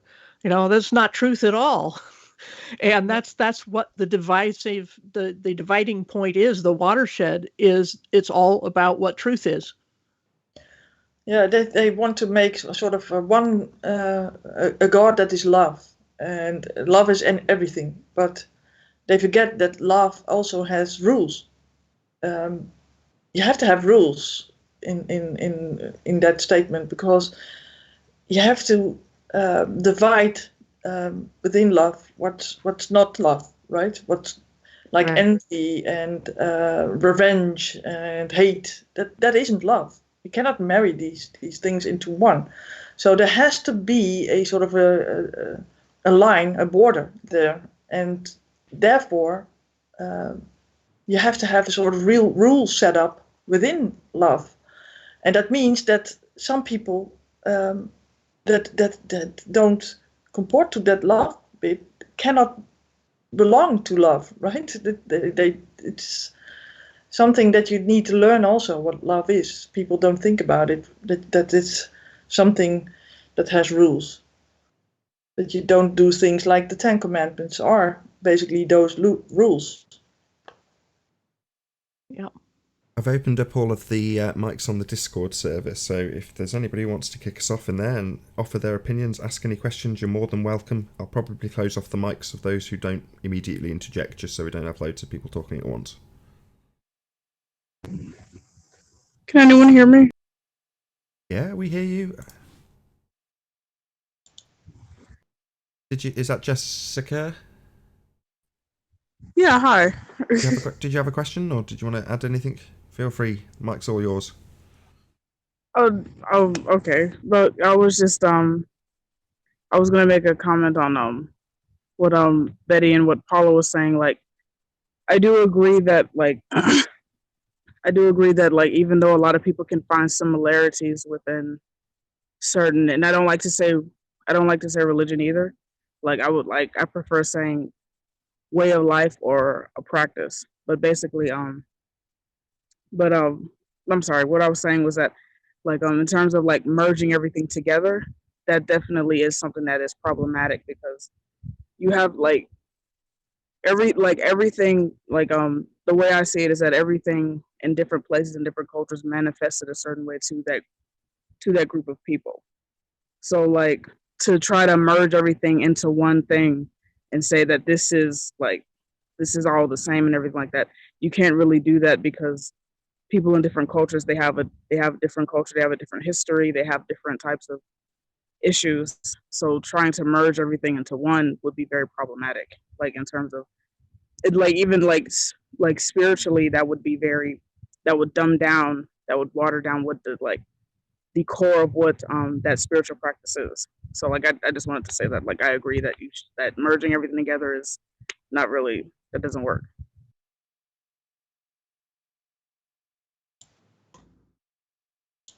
Fair enough. Yeah. Yep.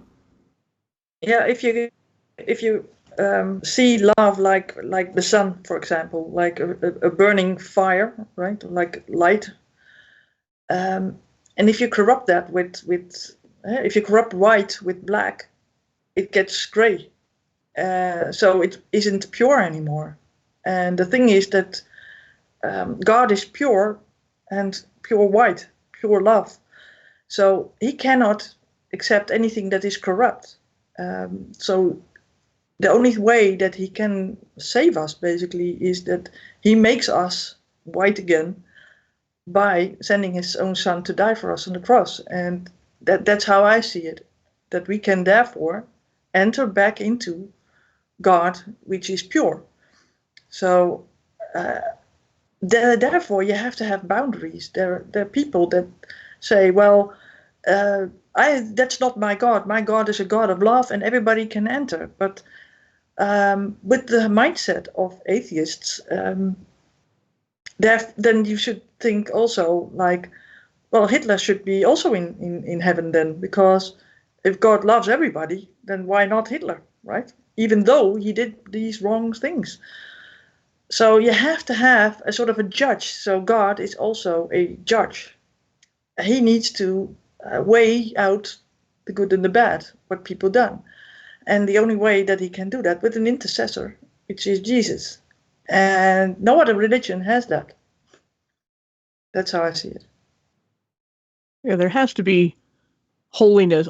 That's what holiness is. It's justice. It's fairness. It's payback for whatever people suffered in this life. You know, there is no, I mean, we even know in our fallen state when something was done that was wrong to someone else, like us all being lied to, and we're all very angry, and rightfully so. Well, do we think there should be no consequences for the ones who told the lies? Of course we don't. And this is just the same principle on the spiritual scale, is that everyone is accountable to their creator and accounts have to be settled. Now, God will have mercy on those who ask for it, who humble themselves and say, I'm sorry I did this, you know, I'm at your mercy, you're my creator, and he grants it. But for people who say, as the Bible puts it, it's like the pot of clay says to the potter, you have no skill, you don't know what you're doing, and doesn't acknowledge that it's the pot of clay and created, what can God do? I mean, this is what, if you get into why there's a hell, because hell is the place that God reluctantly will let people go to if they want to get away from him, you know, for eternity. You don't want me? Okay, I'll make a place for you to go because I'm omnipresent. So I had to make a place where I'm not, and where I'm not is devoid of everything good. That's just what people choose. They choose to go there. And the Bible says that God is not willing that anyone perish, but all come to repentance, and is not pleased with the death of the wicked. You know, God doesn't want people to make that choice, but they make it. And then they say he's unjust for making it. And then, you know, they'll continually contradict themselves and say, why is this world such a mess? Why doesn't God do something? And then when he does intervene, like the flood, for example, they hate him for that. Look at all the people he killed. You know, what do they want him to do? They want contradictory things from God. And that's why we got like 181 downvotes so far on this video, because people hate that truth above all others. They hate the accountability. They hate not being God. They hate it that they are not the creator. And they resent it when anybody believes that. And that's where what I was saying a lot earlier about, you know, it makes no sense. It's psychotic when people continually attack what other people believe. Well, this is why, because that's the ultimate end of all of these arguments about what's true and what isn't. It's there's a creator. Oh no, because now I'm not God and I have to give an account to the way I lived, because there must be ultimate justice. And they don't realize that when people get away with something in this life, that would be a terrible thing to have to endure, you know, for the people who are victims, but God makes it right in the next life. And that's why there's a judgment day. And this all makes sense if people just think about it, but they don't think about it. They don't want to. They want to bury their heads in the sand and deny the truth staring in front of them, no matter what the topic is, because then it means that they have to be humble to some degree, and that they are not the cause of all this. They're not their own cause. And it just drives people mad. I have to disagree with you in one respect. I do think they think about it, even if it's only for a fleeting moment. That's why we get the 181 downvotes, because they've thought about it for a second. And I think you could measure the reluctance to this information based on the number of skeletons in one's closet. Right, exactly. Yeah, well, there are two major reasons why people don't come to God, basically. And it's all stated in the first story of Genesis with Adam and Eve. When Eve was being deceived by the devil, because he said, well, you can eat of this tree, and you can be like God, because God is trying to deceive you, because you can, when you eat this fruit, you can be like God, right? So that's the first thing, that people think that they can be their own God. They can be better and more than God is. And then afterwards, when Adam is asked by God, where are you? And then there is another issue that Adam says, well, that woman that you gave me, she made me eat of the tree of good and evil. Like, and that's basically the next part, is that we blame God for everything. So if then when we make a big mess of it, because we want to be our own God, we want to know what good and evil is, and we do the things that we do, and then we mess up, right? We make a big mess of it. Then we say, well, God, where are you? Where have you been all this time? And then we appeal to God and say, well, you're to blame. You're to blame that I'm here. You're to blame for this and that and the other. So we have no accountability. Those are the two major reasons. So if you talk to people, usually they fall into one of these two categories. They want to be their own God, or they say, well, people have had a lot of trauma in their lives, and then blame God, basically. But they forget there's also the devil that deceives. There's a deception in this world. And with Flat Earth, we see the deception everywhere. And if you can accept that there is a deception all throughout history going on, then I think it's really important to question, where did I come from and where am I going to? And as a Christian, we know where that is. But it is a straight path. We have to follow that path. And those are the rules of love, and that's the 10 commandments. You only need 10, nothing more. Any further comments from those of you in the Discord server? Sal and I agree. A lot of times people, and I don't know why. I understand, and at the same time, it's still very, just because I understand doesn't necessarily mean I agree with people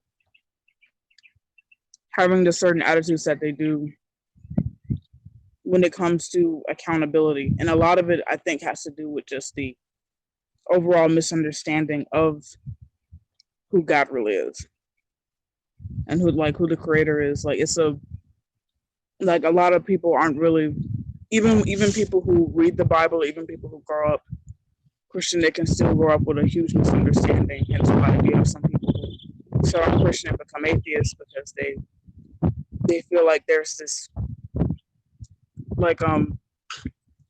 they feel like there's this constant judgment towards them, and that they have to, they feel like they're slaves, basically. They have that kind of concept to it, and that's not really what it is. If you really if you know God for what God really is, then you won't have that kind of mentality. And a lot of people aren't able to get to that point until it's shown to them at a certain stage in life, and they're like, oh, okay. Then they're able to accept their situation and accept their position. But a lot of people just have this resentment because they don't understand that what they're going through is what's going to make them who they are. And that was the plan that was set up by the creator. You go through things to make you who you are.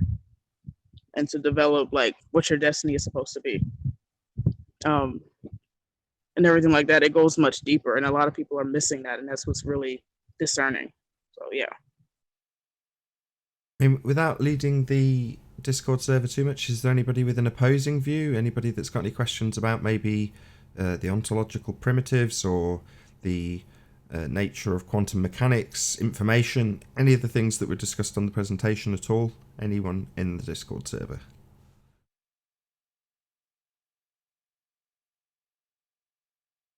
Tumbleweed. Hold on a second. Does anyone have any questions about those topics? Which topics?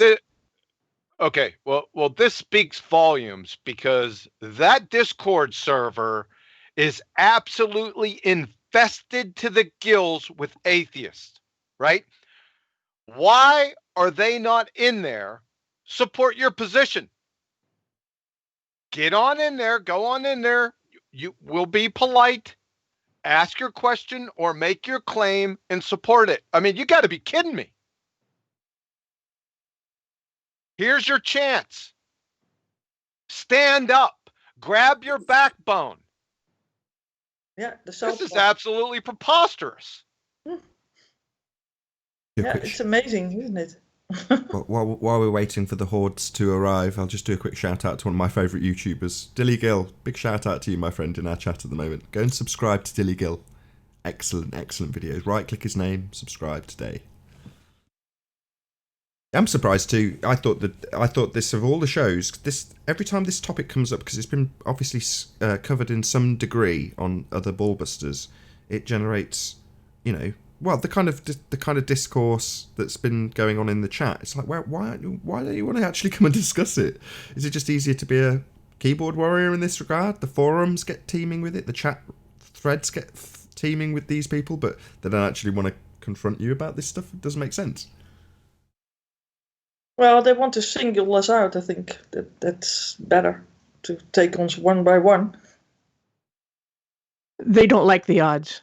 Exactly. They don't have the majority. They know they wouldn't have the majority. And they know we can defend our positions. So I think, like, for example, my own experiences of just hopping on the panel once in a while on the regular debate show, like a couple of days after Christmas, when Nathan kindly invited me on because it was Christmas and wanted to, get my perspectives on some Bible things. And the shrieking from the anti-theists was just bizarre. And you see it in the chat, even now there's every once in a while someone was just spewing hate over the idea that somebody believes in God. I mean, that they think this is some kind of mental illness or something, or a disease, and here we are, in this flat earth community, we're supposed to be so awake and keen to the idea that we've been lied to about a lot of things, and how tolerant we should be of different opinions within us, same team. But not when it comes to that. That all flies out the window. Yeah, that's a step too far for them yet, I think.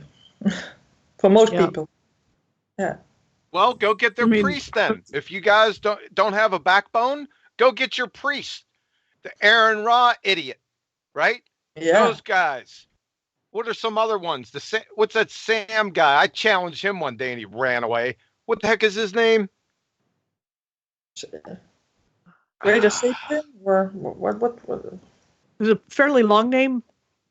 I can't. He's pretty prominent. What are they called? The Sam Four Harris. Horsemen? Sam Harris, yeah. Huh. That knucklehead. Mm-hmm. You can't bring Christopher Hitchens back. They just dote all over Christopher Hitchens, right? Right? He was an imbecile. You had two pigeons, I think. Weren't there two brothers? I don't know. We all know who we're talking about. Christopher Hitchens knucklehead.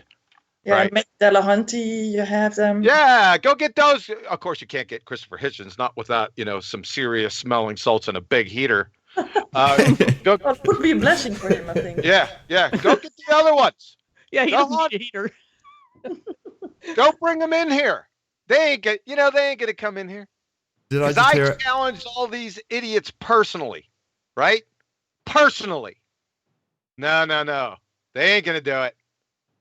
Well, Come on. No, let's list them off again. Let's have a proper poking of the bear. Why not? As we've not actually got them here. Nobody's got the balls to actually come into the Discord server and challenge anything. I'm shocked, to be honest. This is a first. Well, you will see that on Monday when you have these shows again, then things will be discussed. Oh, it'll be back to normal once it's there's not a majority of people in the affirmative position to try and challenge the actual position. Like with Paula, she described on the Christmas show. Exactly right, Paula. You were outnumbered, therefore drowned out at the end. I mean, you got to make your presentation. I made damn sure of that. You know what I mean? Right. But by the Thank same you. token, when it got to the actual debating stage, you just got drowned out by people more. It was majority rule. Yeah. Yeah. Okay. Well, I'm happy to leave this show live for a few more minutes just to see if there's anybody else, because it does take a small amount of time to get through the Discord server and link to it if you're not, it's not as quick as just getting into a hangout. So I will keep the show live just for a few more minutes. Big shout out to 777 for the $7.77. Says awesome Ballbuster session. Thank you very much. Nice move. $7.77, huh? Nice. Love it. Yeah.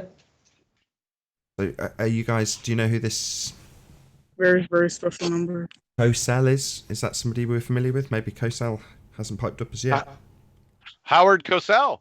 Wasn't he the professional debater? That one that couldn't speak the last time? I think that's, the other day, Nathan. Oh, right. Maybe he's got something to add. We'll find out. If not, it'll be the rounding out of the live show, and I'll plug my own channel. Big shout out to Tina Baker. Thank you very much to both you and your husband. It's an awesome show. Thank you very much indeed for the super chat, Tina. Really do appreciate your support, which has been abundant recently. Thank you very much. So yeah, as I say, I'll keep this show running for just a few more minutes, and if we don't get anybody joining in an opposing position, I'll round out, and there will be an after show to follow. So this will be my opportunity to plug my second channel. So when these shows conclude live on the main channel, Nathan Oakley 1980, where you're watching now live, they reconvene, if you like, on the second channel, which is Nathan Oakley. There's a link in the info box below this live stream.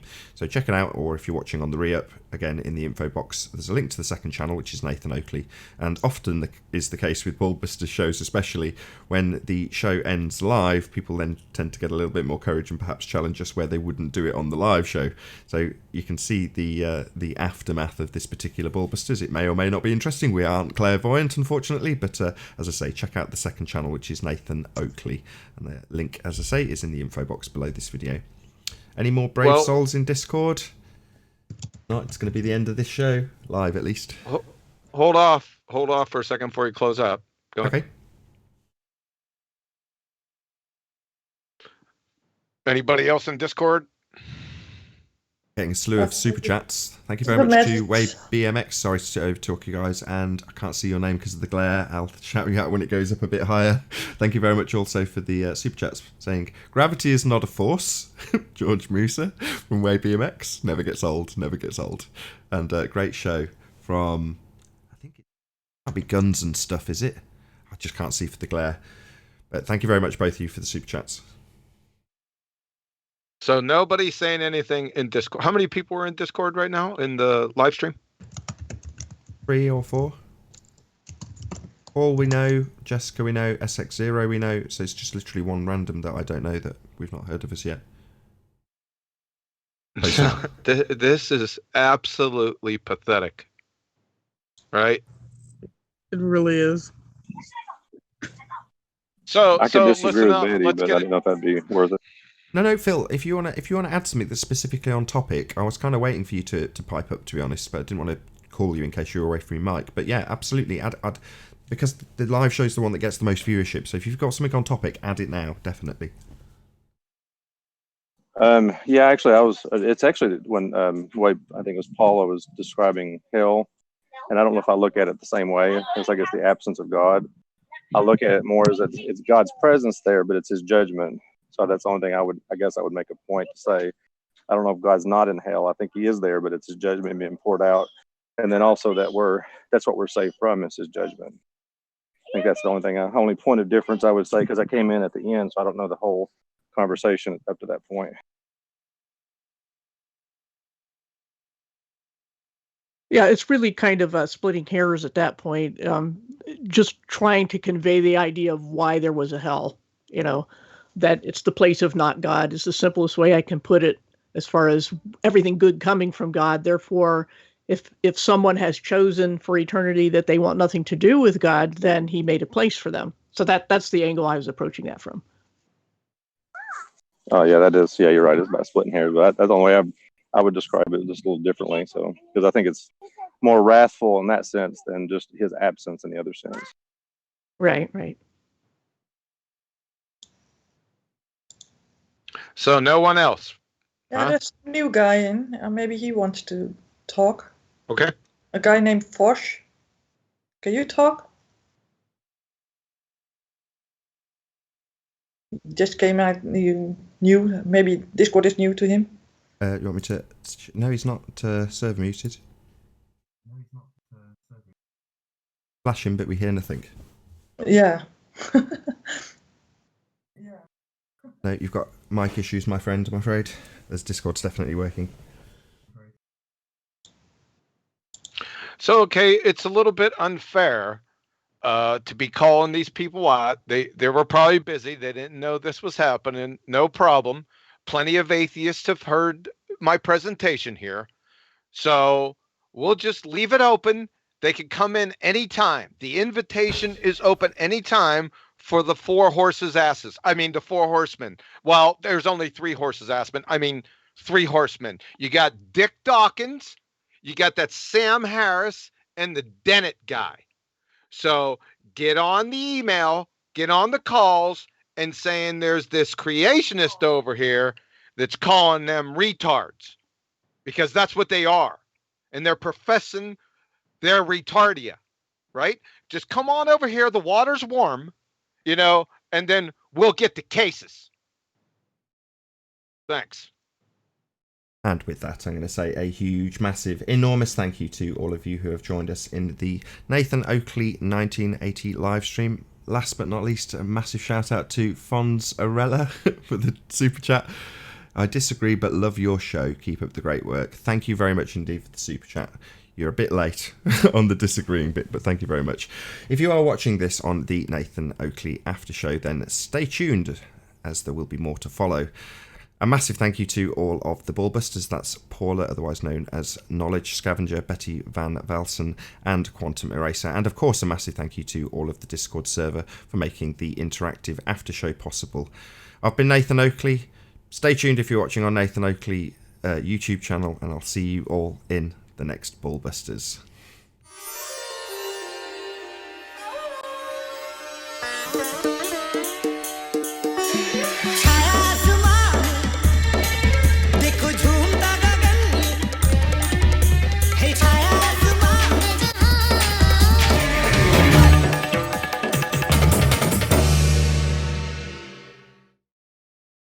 Same thing. I hate that I missed majority of it, but I'm pretty sure it was pretty good.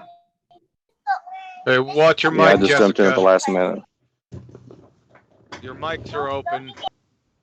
Yeah, everyone's mic is open now. Let chaos commence.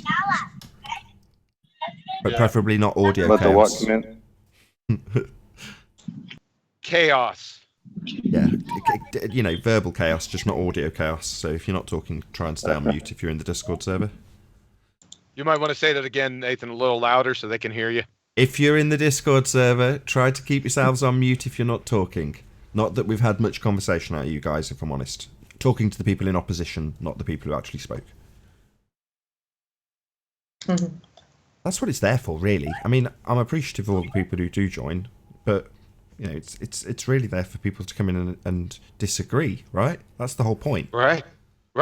Yeah, and we usually have those. That's the strange thing about it. I mean, John and I were in here a couple of times in Discord, waiting for people to come along, and usually we're all these kind of people that oppose our views, right? So it's really amazing that there are more people that agree with us than disagree.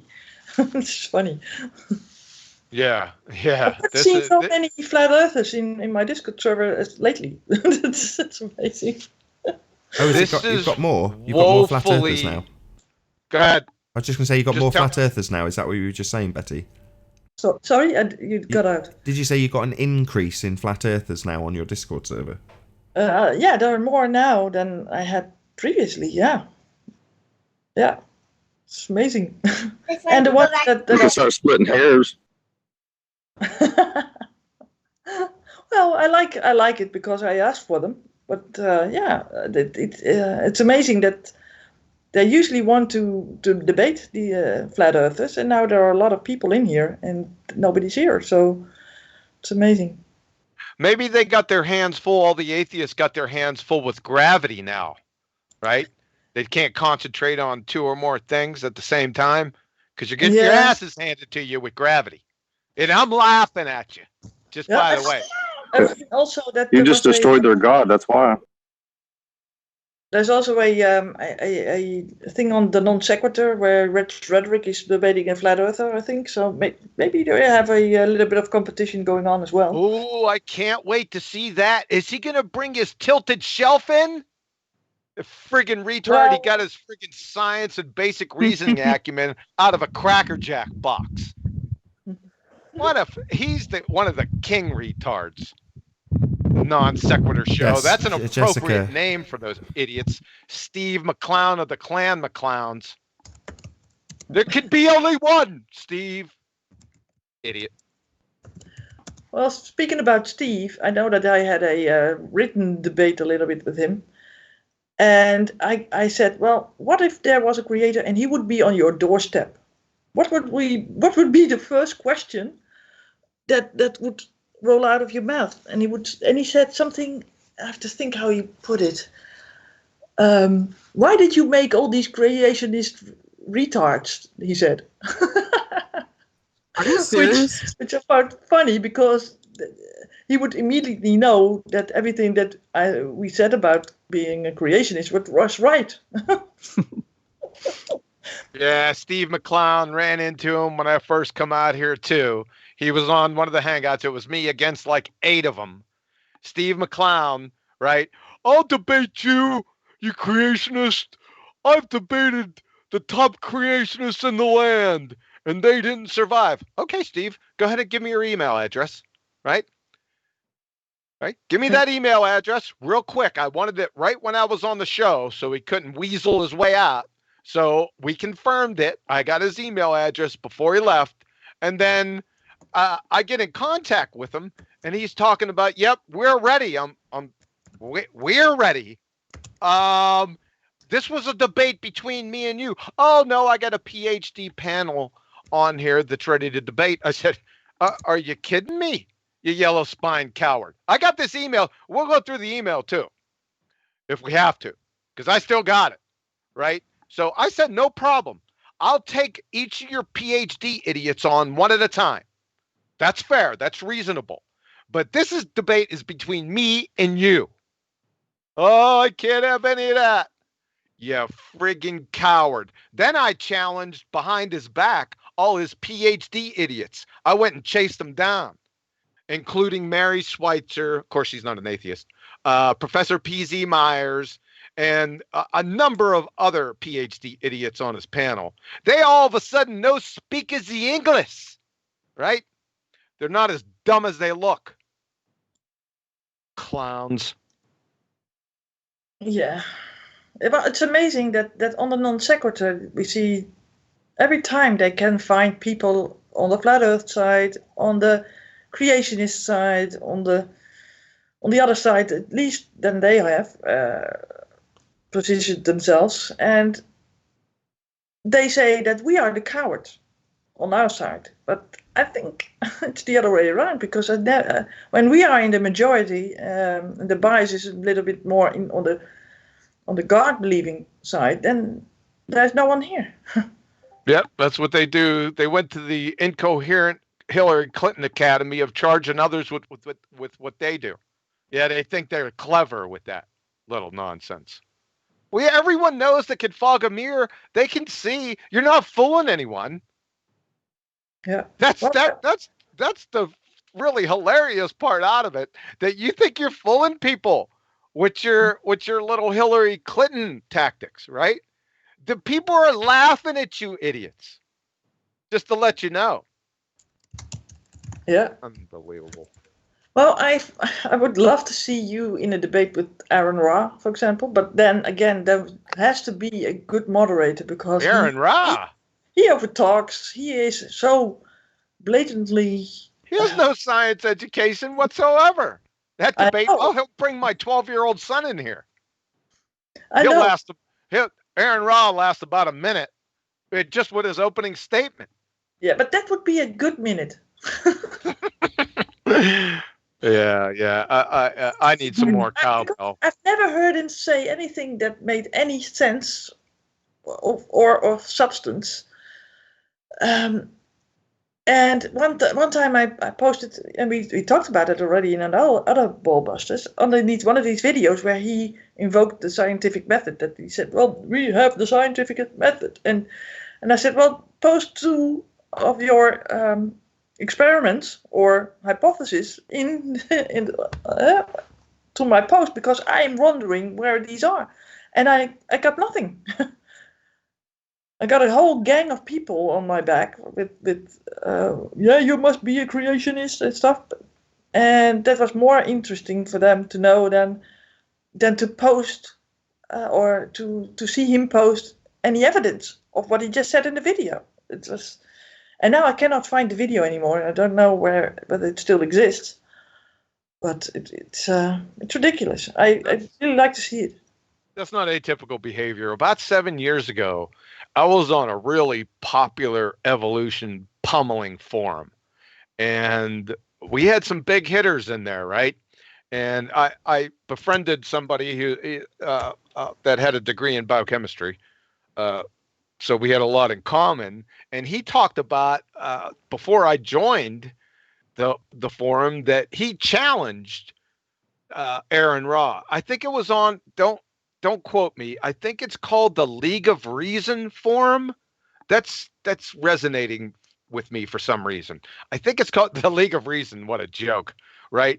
And a lot of Aaron Ra's buddies was on this forum that I joined, and they were challenging my biochemistry buddy. And I just sit back and laugh because I already know what's going to happen. And my buddy went on to that League of Reason forum, and he showed me the whole because the forum that he joined was hidden to everyone else, but my buddy had screenshotted it, a bunch of screenshots. He was whipping these guys all of because what they do is they sick their minions, on each creationist, like 20 or 30 of them at a time. Typical behavior, and they try to derail them. You should have seen this. It was a massacre, and Aaron Ra never showed up. Yeah. So, yeah, that was a long time ago, man. A lot of memories with that. What I do not understand is that they hate Christians being evangelists, so like bringing the things to people and being on streets and telling about the Bible and stuff. But they do some of the same things. They make all videos and try to convert or to get people out of Christianity. And then I think, well, why would you do that what's the harm in believing instead of not believing? I mean, why do they make such a sort of a quest for getting people out of the religion, or what they say that is religion? Another tactic that they employ is they prey upon the weak, like people with no science acumen, no education, right? I see them do that all the time, right? So come on, try that with me. I triple dog dare you. Yeah, but they know this, huh? That's why Steve didn't want to debate you. And I think they overload you with information too. They flood it through where you can't just, or with all this information that you can't deal with. You know, if you take your time, you could probably pick apart each piece if they give you time, but they don't give you time to do it either. So they kind of water hose you. Well, and that's a very important point. And that was one of the points where I asked to debate. And I'm always saying this, that a debate should be by point, claim, support, stop. Then the next person, claim, support, stop. If you want to challenge that claim, then you have a certain amount of time, 2 minutes to challenge. And then that point gets exhausted to the end before another point is brought up. Because you can't have a debate where the person gets 5-minute introduction, talks about 25 things that from Make Shit Up University, and you have the opponent over there. Well, he's not privy to the introduction, so he's got his own introduction. He's not paying any attention, right? It's just a big gaggle screw. So what you do with these debates, and that's why they won't do them, because too many people come and watch this. So you give a little introduction, 2-minute introduction on who you are, and then the first person goes, claim, very concise, then support right underneath it, stop. And then the next person comes up against or provides rebuttal. See where I'm going with this? Until exhaustion of that one subject right there. Then the moderator says, okay, next claim. And it could be by the next person that's in the debate. It's same thing. Claim, support, and then refutation. You see how I'm doing this? Yeah. That's what I want to see. But that's a debate to me. Yeah, but these topics are usually too big of contents. No, then you just take a slice. Yeah, they do. They need to do that, but they don't narrow it down enough because then these people get all over the place, and certain points don't get addressed, and then people get away with it. So just take the last debate on Nathan's show between Bad Christian and whoever the other. I don't know who, and Joshua. JM Truth. Yeah. Right. Now I'm not throwing Nathan under the bus. I'm just putting this out there to think about. A 2-minute introduction, who you are. Right? And then the claim. What would his claim? Because he went on this rambling friggin' diatribe on his nonsense, right? It should have been eating meat is a sin. Here's my support. And it better, that support better be to the topic or stop him. See where I'm going with this? That brings up the other thing too, is that they changed the rules in midstream too. That's another thing. Well, to be fair to that particular discussion, Paula had prepared a full presentation, as had he. So that just ended up being the way it was. But there was a, back and forth at the end, which immediately, as you rightly point out, it gets out of hand when you've got a scattergun approach with endless claims being made and going off topic completely, red herring here and there. It needs to be claim, support, rebuttal. Yes. Yeah, no presentations. More structure to the debate, but I think that the debate was a little bit set up too quickly, maybe. And it was a mess from the start. At first, I was pressured into it without any preparation really at all, and then we didn't hear from them at all. But it was stated in front of witnesses at the time I accepted that this was to be on what the Bible says now in original languages, not what it should have said or something other than the Bible says. But that's how it started. I mean, that the affirmative went first, and that's how it started, was going outside the Bible, which, I shouldn't have allowed. I mean, there comes a point where you don't want to back out, even though you have every right to do so. But I'm just glad it's over with. Well, I think you did really great anyway. I mean, I think that you made a lot of good points. And I think that they thought that they could get you on the translations and stuff, and they underestimated the knowledge that you had about Greek, for example. And therefore, then it became more personal because they wanted to get at you. That was my idea, and I see this happen in many of these debates. First, it is on topic, then they feel that they can't win, and then they get personal with people. And in the professional debates, you don't see that. It's more structured, and you don't see that happen. Right, and having the person who arranged it, who pressured for it in the first place, jump on the other side at the end was totally unfair. And so, like I said, it just wasn't even though I stated conditions under which I would debate and they weren't followed, I think it would have to be absolutely set in stone.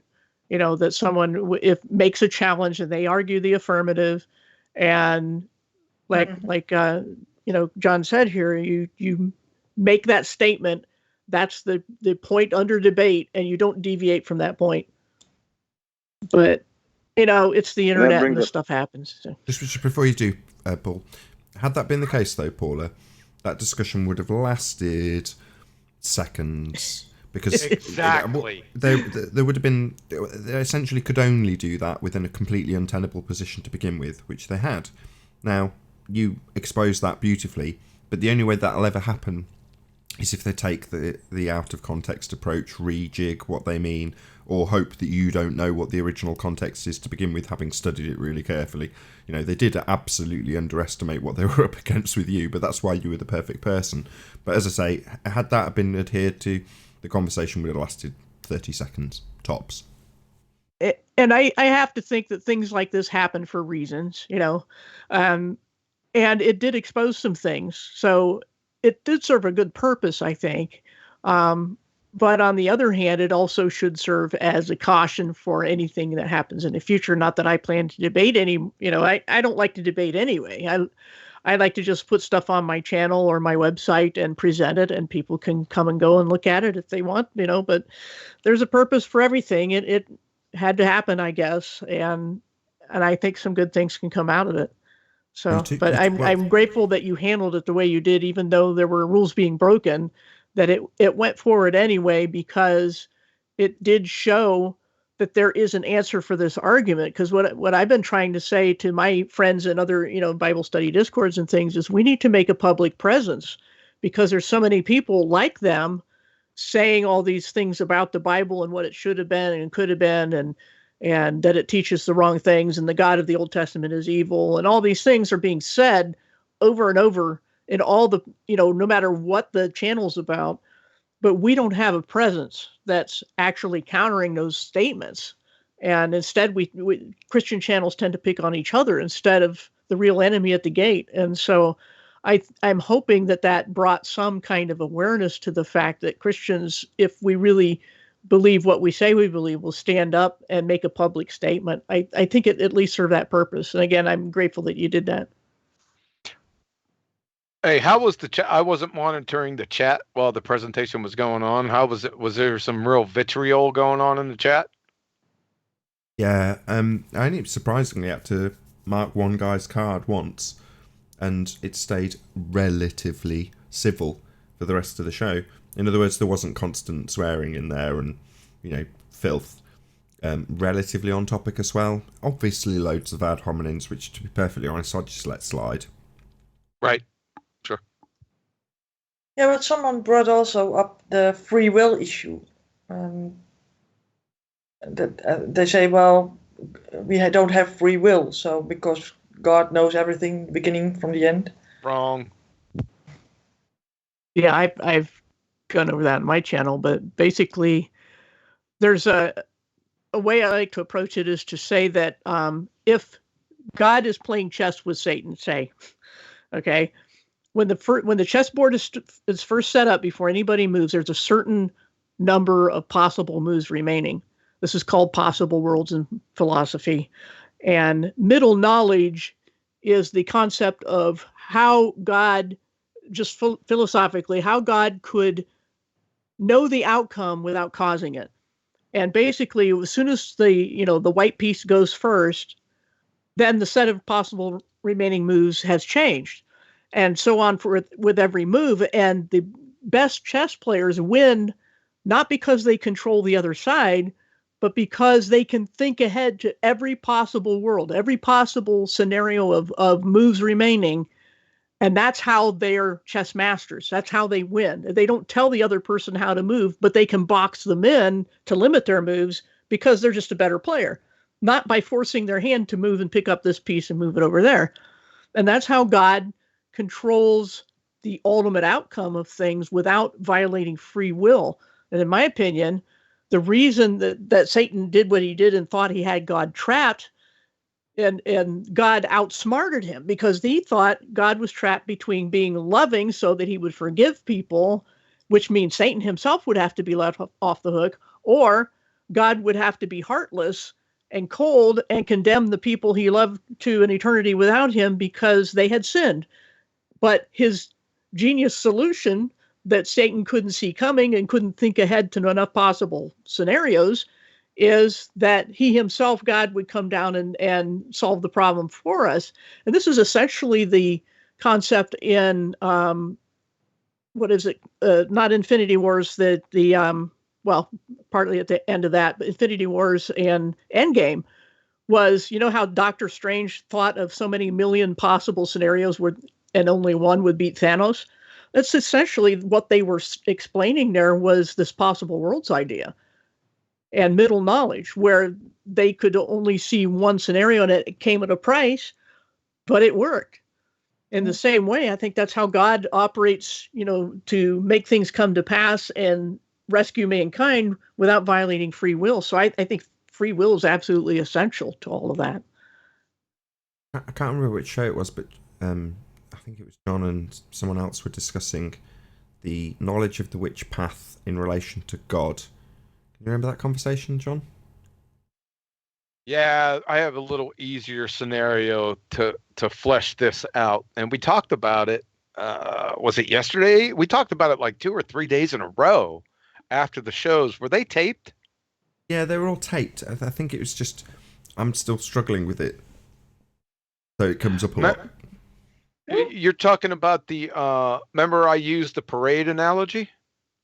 I do. You explained about, I'll just lay it out just so if I get it wrong, I haven't understood it correctly. So you've got a parade going on and there's a person who's watching it from a top of a high-rise building, and they're the only person who has that view. So everyone else is down in the town watching the parade, and they see at the back of the line a tuba player trip over and push the drum player over, who pushes the trumpet player over, etc., etc. So the question being, did the person observing that happen cause it to happen? Exactly. Yeah. Did you get that one, Paula? Yeah. It's based on his position at the top of the 50-story building. He can see the end from the beginning. So he can see the assembly area and he can see the end of the parade. No one else can see that because they can only see the parade right in front of them. And the person on the 50-story building, he looks out at the beginning and he notices a tuba player he steps into a pothole. He trips and he knocks over like dominoes the 3 or 4 people in front of him. Now, did the person on the 50-story building cause that to happen, or did he see that based on his position? Right, foreknowledge. Yeah, but then they say he could intervene, right? But he doesn't, because he wants people to come to him, because God doesn't want automatons. He doesn't want robots. It's the same that we have children and we don't want robots as children, because we want to have them to have their own lives. And with life comes just choices. And that's the whole point of life. Well, and it's the basis of quantum mechanics. It's one of the foundational truths of quantum mechanics. We went over this. Is free will. Mm-hmm. Right? Okay. Yeah. Well, let me phrase a different question then. Does the creator, so if your origin is a creator, does he ever, to anthropomorphize him, does he ever cause wave function collapse? Yeah, he did initially. That's how I couldn't think out how to phrase it beyond the initial. I don't know what word to use to say now, in this moment now, or ever in what you can call now. Does the creator cause wave function collapse? I would say yes, and I think that would be a condition of a miracle. That's what I thought. A miracle can occur at that point, I would think. Okay, that was the answer I was expecting, because the scenario I pictured in my mind was Christ doing a miracle. Exactly. Right. Yeah. Yes, but it can't impact others' free will. That's the caveat. No, you can't. He can't collapse a wave function that's to be encountered by one of us, or to put it another way, he's not going to influence our aspect of choice. I hate anthropomorphizing it into he. It's just got no other pronoun. I'm sorry. Well, no, that's Right. good. That anthropomorphizing, he is a he. He is the Father, Jesus Christ. Well, we could argue about that, but maybe another We time. could, huh? but I don't want to infight about that particular topic. I absolutely Right. believe there is a creator. I'll admit to that. But nevertheless, let's not get down this rabbit hole. I don't want this to go sour. But Right. yeah, so yeah, because hashtag same team. hashtag same team. So, but beyond miracles, I would say that in my everyday experience, there will never be, contrary to a miracle, any experience of the creator collapsing wave functions. That's just going to be me, and it's back to right at the beginning of the show when Betty was talking about the doing, the actual doing. That's what causes things to happen. Yes, you need information to begin with. Yes, the origins would be information and therefore creator. But ultimately speaking, in my day-to-day life, I'm not witnessing miracles. Right. That's their definition. Is they're rare by definition. That's why they're miracles, because they aren't supposed to happen and they don't happen often. And there is a biblical account where there's a guy was healed not because of the guy's faith, but because of somebody else's faith. So would somebody else's free will override somebody else's free will on that occasion? You know what I'm talking about? I think it was the guys that let the mat down in front of Jesus, broke through the roof and let the mat down, the guys to be healed. It was Jesus said it was the faith of the men that healed the guy, not the guy. It's faith of the guy. So how would that play in? And I think oh, go ahead. Oh, no, you go. I was just going to say the thing about free will is it's a free moral choice. It's not that you're free to flap your arms and fly, as like a lot of people will try to say, why aren't you free to do that? Therefore, there's no free will. Well, the thing is, if we didn't have free will, we couldn't debate it. You know, the fact that we're disagreeing about it means it must exist. But the thing is that our free will is primarily a moral choice. Do you want to accept God's adoption offer or not? And that's the thing that needs to be free the most. And there's this other, beyond God or not God, there's the issue of, okay, how did you live your life based upon which branch of that tree you took? And you'll get rewards or punishments based upon that. So there's free will in our choices that we make every day. But there's certain things that God will box us in, like a fence around a playground, that I've used that illustration, where the kids are free to play whatever they want, but they can't go beyond the fence because that fence is there to protect them from the cars on the street.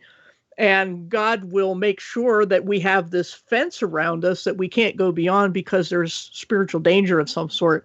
And so there are certain events that are prophesied, and the only way they can be prophesied is if God sees them, like your analogy with the person up on the high rise.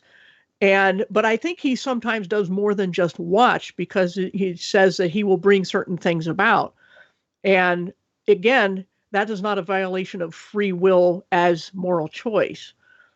So, and that's another question people has of, once I get saved, don't I have the free will to give that back up? And I'm like, no, because you're guaranteed safety. You're guaranteed, this is a big controversy in Christianity, but the thing is that we're only responsible for the moral choice, God or not God. And once we make that, our free will can be overridden, because we have, by making that choice, decided which path to take.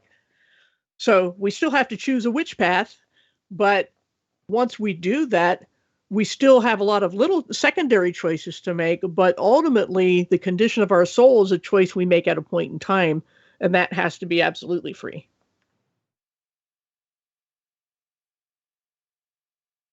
Sure, I could add a bit of special pleading in there somewhere. We might evolve wings, and then I can flap and fly. Yeah. Evolve? What's that? Oh, God. me growing wings in 20 generations' time because of this little mole I've got. Mm-hmm. It could grow into a feather. You just don't know. No, we do know. That's just nonsense. Sorry, I couldn't help it. Right. Hey, where's Adam? Probably watching the football. So there's a particularly low viewership today because I think most of the Brits were watching one of those games where they kick balls around. Oh yeah, that's right. Anthony was talking about that. Yep. He was like, messaged me. He said, "Do you want to postpone it?" He's like, "You sure you want to go ahead while that football match is on?" I was like, "What are you talking about?" It's like, "Well, everyone will be watching the football." I'm like, "Everyone won't be watching the football. You have me on, right? Yeah, there might be a few less people watching because of the football, but not everyone is watching the football. I assure you of that." Yeah, bread and clay, huh?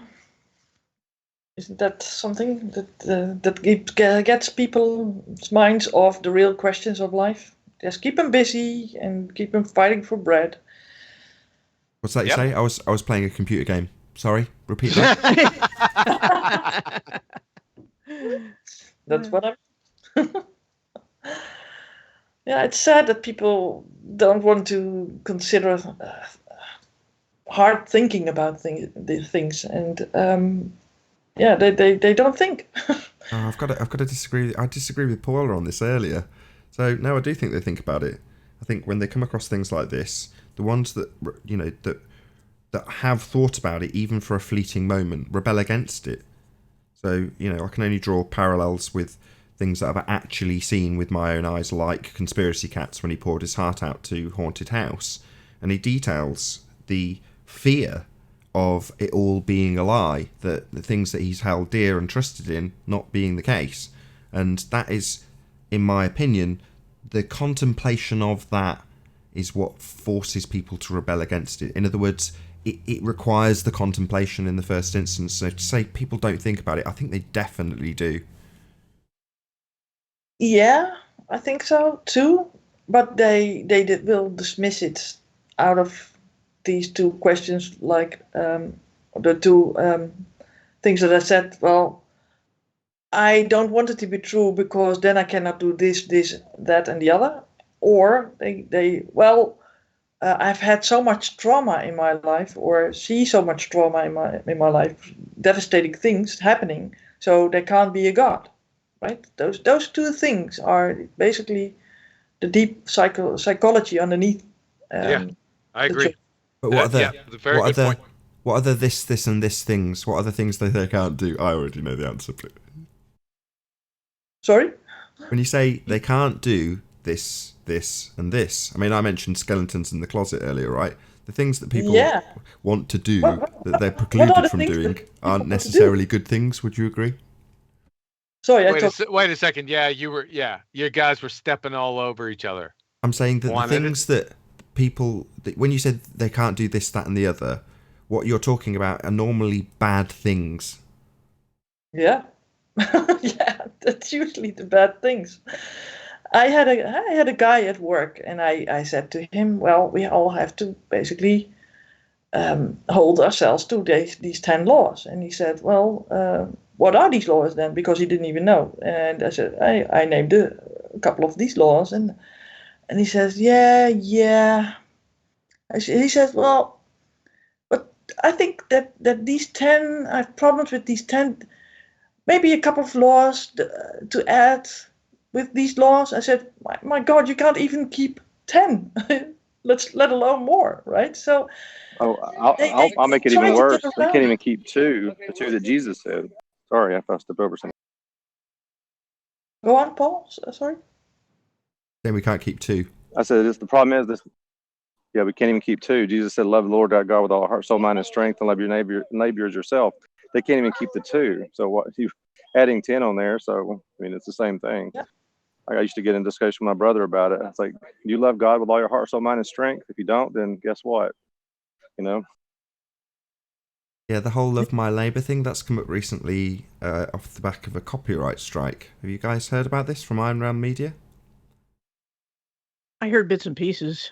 So, Fight the Flat Earth, our neighbour, copyright striked, what they call TFR, not TFR, that's completely wrong. Iron Realm Media, right? And when in discussion, a few of the attitudes on the panel were, well, we could just do that to him. The amount of clips from us, that's all he's got, right? Taking clips of us and blah, blah, blah. And I'm like, well, no, do unto others, love thy neighbour. That's not what I said. Obviously, the Bible's going to phrase it far better than I ever could. But my point is that our attitude should be that way, it just so often isn't. And that's one of the this, that, and the others, right? Well, no, I can't possibly adhere to these rules, or I can't contemplate there being a God, if I'm going to paraphrase how you and Paula put it, because I'm a cheating, adulterous, you know what I mean? Yeah. I can't possibly do the bad things anymore. Savior, Nathan. That's why you're in need of a savior.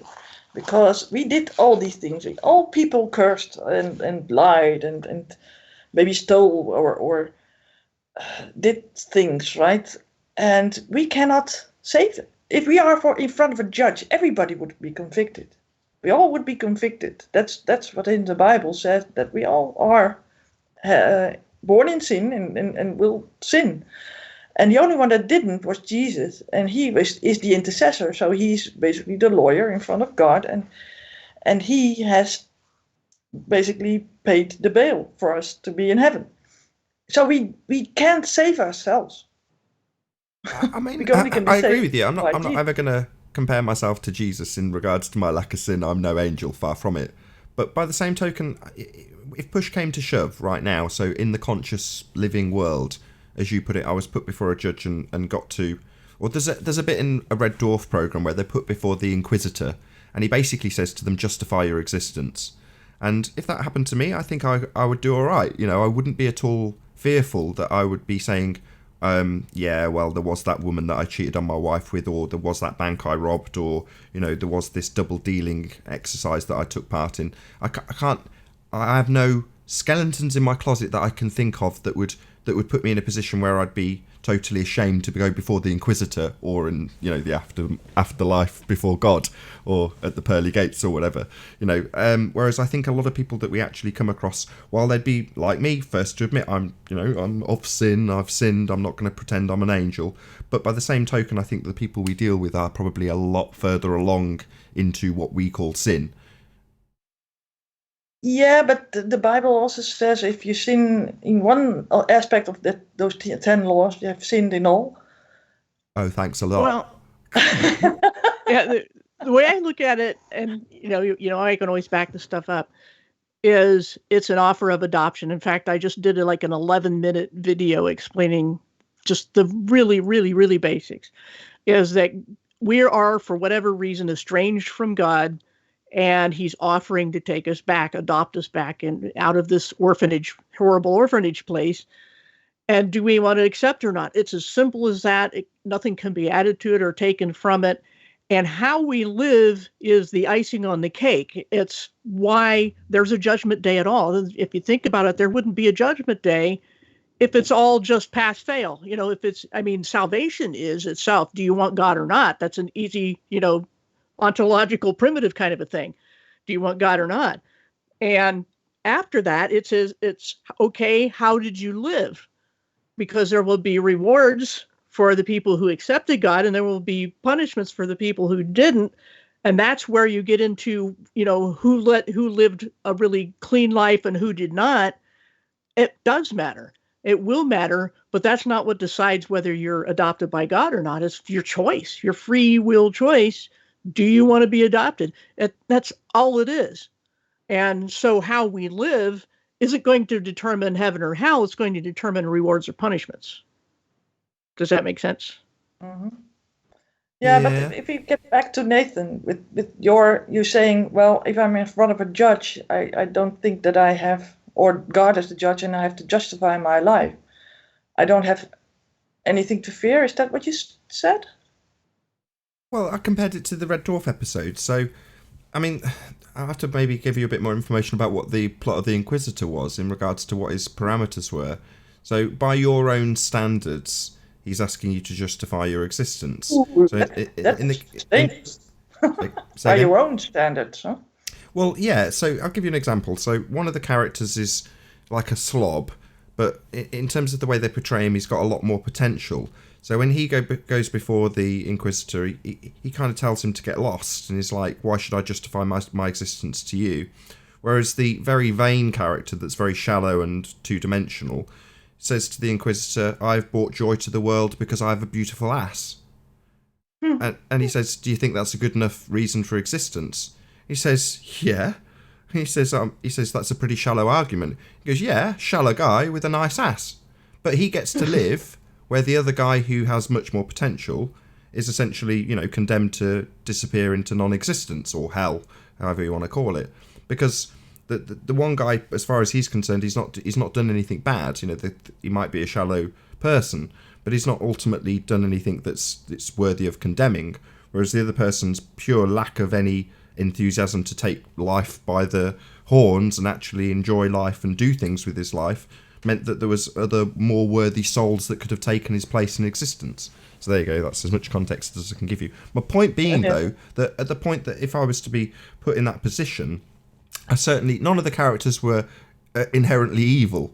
So none of them were there in front of the Inquisitor having to justify their evil doings. And I think in real terms, with most people, all of us at some stage do something that's bad, that could be considered a sin. So, and that's never going to ever no one's going to contradict that as far as I'm concerned. Doesn't matter how pure you are. But ultimately speaking, there's going to be a position where there's others who want to push away the idea of a creator, have everything coming from nature and kind of a benign existence, and adhere to that simply because they are inherently evil or have done truly awful things. It's just an opinion I have based on some experience which I won't divulge. Yeah, but if you know the standards, it's not the standard whether you have a great ass or not, right? It's the standards if you do according to the 10 Commandments. So the standards are there, right? And by those standards, would you say you were guilty or not? Don't even keep their own standard. I think they can't even keep their own standard. So I think that shows you something in their own heart, that they can establish a standard and can't even keep it themselves. Yeah, but I want to ask Nathan, if by those standards, would you be guilty or not? By the standards of the 10 Commandments, did you say? Yeah, you shall not lie, you shall not curse, you shall not call the Lord's name in vain, like all those things, deceive, lie. No, of course not. That's why I juxtaposed it with the Inquisitor. That's a far easier task to to kneel before, right? So no, of course not. Yeah, but the standards are high, Yeah, I agree. Yes, are high. The 10 Commandments aren't high. Go to the Sermon on the Mount. Yeah, but they are high. For people. Otherwise, everybody would held to those standards. Those dwarf the 10 Commandments. No one can get out of the Sermon on the Mount. Nobody. Yeah, but I just want to hear from Nathan whether he thinks that he's guilty about these 10 rules. So yes, I think, right? Yeah, I'll be the first to admit it. I'll always paraphrase it by saying, I'm not going to be comparable to Jesus. Yes, I have sinned. I'm no angel. Those sorts of disclaimers are my way of saying no. I'm never going to meet that standard. Yeah. I know it. You know it. Yeah. So therefore, you need a savior. Oh, I knew it was coming. Well, the thing is, again, it's a choice. Do you want to be adopted by your creator? That's it. That's the gospel message. Do you want to be adopted by your creator? Yeah, yes he's or no. That's it. Right? He's really a father, in every sense of the word. He provides, he heals, he brings you everything you need, right? He created you. He's much like a normal father, like you are a father of your kids, and you want the best of them, but you also you let them live their lives to make mistakes, but and you hope that they always will come back to you and confess what they did wrong, and so that you can make up for that. And that's the whole point. And there's a deeper psychology in the Bible, and I think I've heard a couple of lectures by Jordan Peterson, and he goes through the Bible, especially in Genesis already, where he can so beautifully describe how the family is also in the Bible, and how every role is, and the hierarchy, and why that is, and how beautiful the whole family is as a cornerstone, as a unit, right? And now in these days, you see that the whole unit is basically gone. Everybody I think that few people know what a real family is like. Everybody's broken up and with other people again, and so it's so much more psychology in the Bible that we need to know, and that gives us solutions to how to live and to make it better. And don't let them off the hook. I'm eating right now, Rod. I wouldn't let them off the hook, Betty. Come on now. Don't lighten up. Go. Yeah, yeah. Well, I know. Yeah, if God is the judge, you would be in hell, Nathan. So there you go. Yeah, shallow guy with a nice ass. Yeah, well, you won't see that there. It's a place I've of brought darkness. joy to the What in world the world? because I brought joy to the Wait, world because wait, I have wait such a a beautiful ass. Wait a Yes. second. I must have missed something going to get dinner. What the hell is that? So vanity, huh? Basically, no, it's just a quote from Red Dwarf, John. Oh, okay. Carry on. You munching. Gee, are these crayons? What? No, Betty. No, I don't munch crayons. What are you munching now? I'm not Yeah. from Retardia. I am munching pizza and wings. Okay. I love that Good to term, know. crayon muncher, because it's you have to stop for a second to kind of visualize what it means, which is why it's so beautiful. You know, anything that doesn't instantaneously mean what it means, you have to give it a little bit of visual conception. So you picture the person while you're visualizing it, who's talking when you've conceptualized it, literally like a 3-year-old sat there with a crayon in their mouth, chewing on it. It's just such a great Yeah. image. Get on to the diversion, Nathan, but you have some Slick. Nothing gets past Betty. That was Sorry, two no, this diversions right there. Neither has worked, right? Yeah, you need to reconsider it. There's so much depth into the Bible. It's psychology, it's law, it's love, it's history, it's prophecy, it's everything. It's all- it's absolutely free. Also, That's Yeah. the thing about adoption offers. You can't buy them. yeah. And it's a offer of a relationship. It's it's just like any real adoption, a physical adoption here is, do you want to be a part of this family? It's not just get me out of this orphanage. That's not a relationship change. And that's what all God wants, is for people to be reconciled with him. And that's all.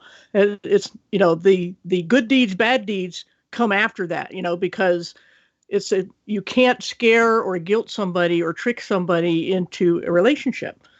So adoption has to be absolutely free. This is why we're talking about free will earlier. It has to be uncoerced, and you have to know what you're getting into. And that's what our job is, supposedly as Christians, is to tell people, what is God like? What does he want from me? What does it mean to accept God as your creator? And do you want that or not? And that's all we should present it as, because it can't be anything more or less than that. And it's a gift.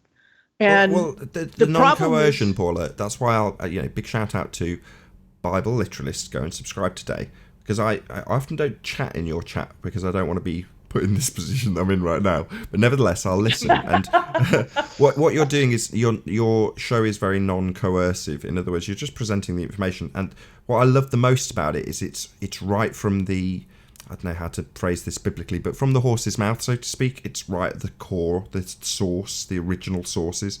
So I'm much more likely to take what you say with less salt, if that makes sense. Yeah, but that's I understand that, but there is truth in that, because people usually scare away from that bit because it's psychology, right? Are we prepared to bow our heads before the Creator and say, I'm wrong? I mean, when you were a little child and you did something wrong, how hard was it to get back to your parents and confess that you were wrong, that you did something wrong, and that you knew that they would probably punish you for some reason because you did something wrong. You were ashamed, right?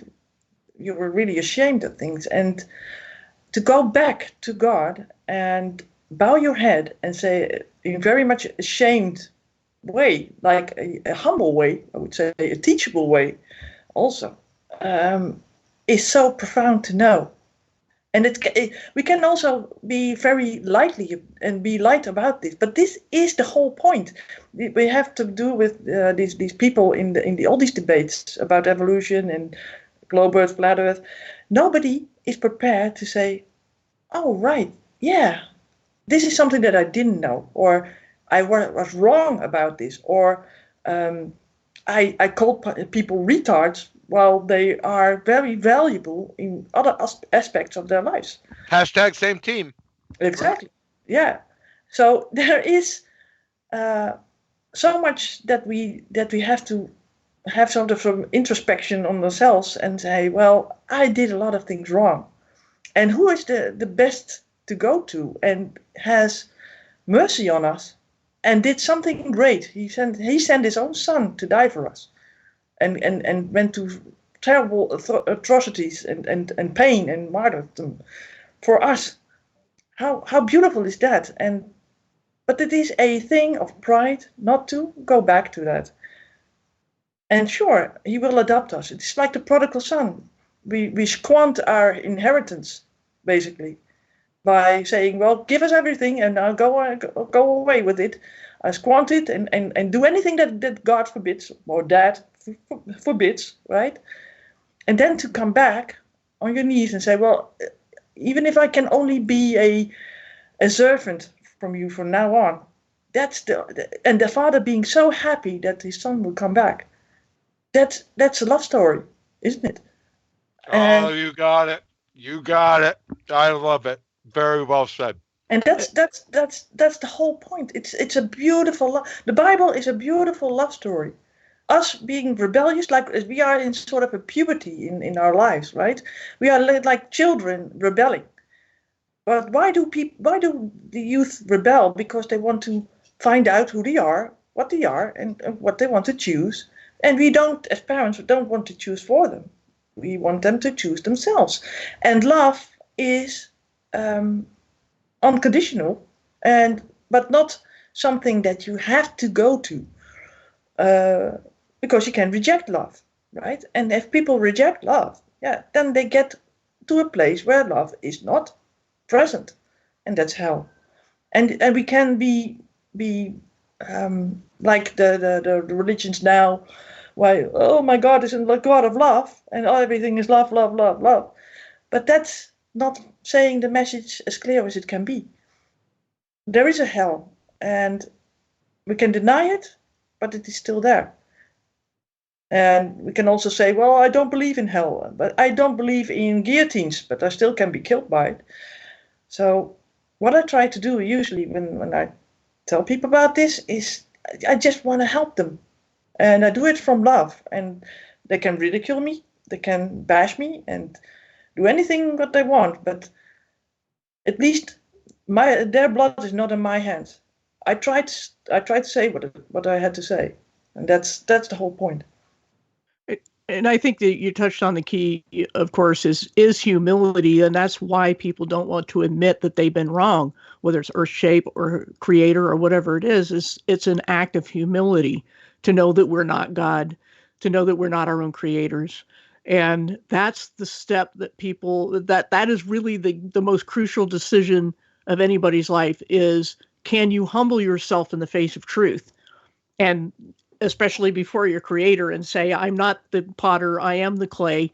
And, I got nothing to say to you, the creator, because you created me, I'm not you. And that's an act of humility. It really is. And that's what stops most people, is that bowing, whether it's literal or, physical or not. It's that bowing of the will.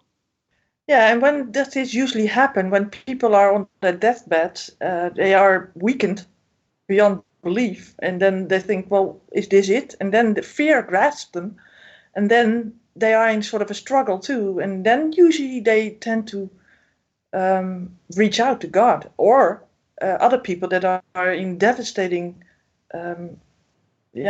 positions So we are in the Western world. We have it reasonably good. We have things, we can acquire things, but usually people that are that have made a big mess of their lives, they reach out because they have nothing.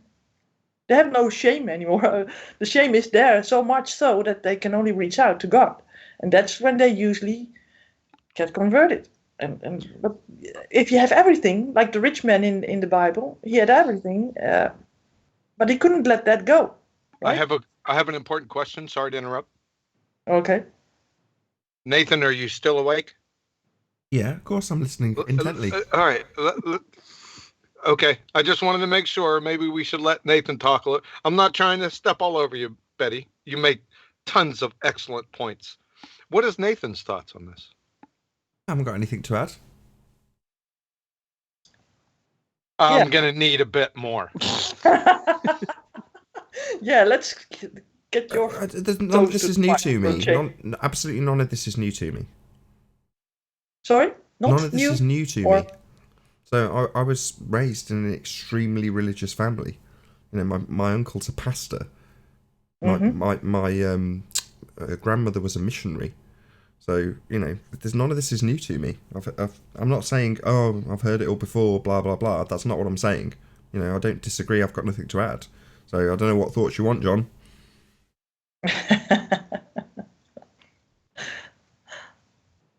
Yeah. Sorry, man. I'm eating. Give me a couple minutes. I've got no. Is this like a 7-course meal? Yeah, I mean, I'm rediscovering a lot of the information, and I said it before on Paula's channel. So it's just not. It's the same, but it's not the same. The information is different from Paula. So it's a rediscovering of new information that I thought I had heard and brushed off in the way I'm trying not to create the impression that I'm doing now, because I'm not. But I am absolutely listening intently.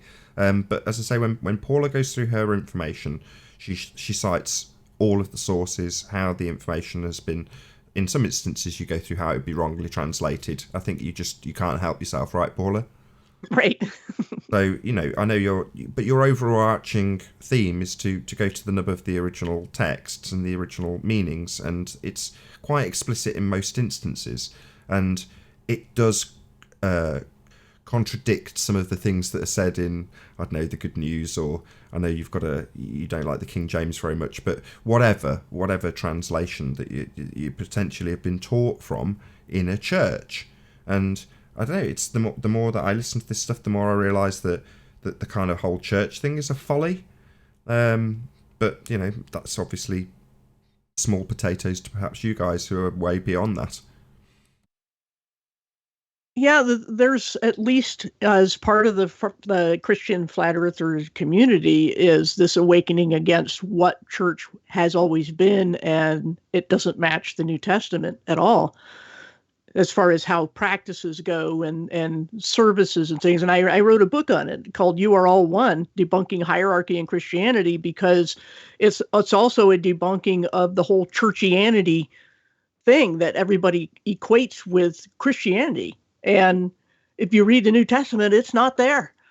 You know, it was just people living as a group, as a family, and taking care of each other, and telling other people how, you know, God wants to adopt them. And it was that simple, and it got sidetracked within a generation of the first apostles, and that is slowly coming to the forefront in recent years. And the thing is that it's such a shame that people get stuck in that mentality of, we got to follow this pastor. My pastor has to tell me this or that.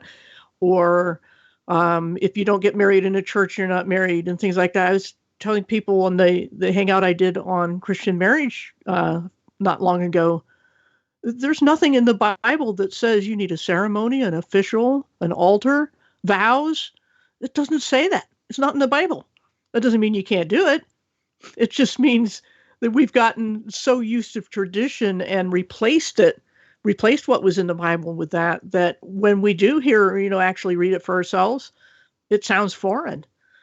And that's all I've tried to do is, for whatever reason, I would say when I was about 15, that that's about the time I'm a firm believer. Let me back up that just a little bit, that all children would go to heaven. If they died, they would go to heaven because they're innocent. But you reach a point of when you're turning into an adult that you are responsible for yourself now, and you're at the edge where you're losing that innocence. And I believe that has to be reaffirmed. That childhood faith has to be reaffirmed.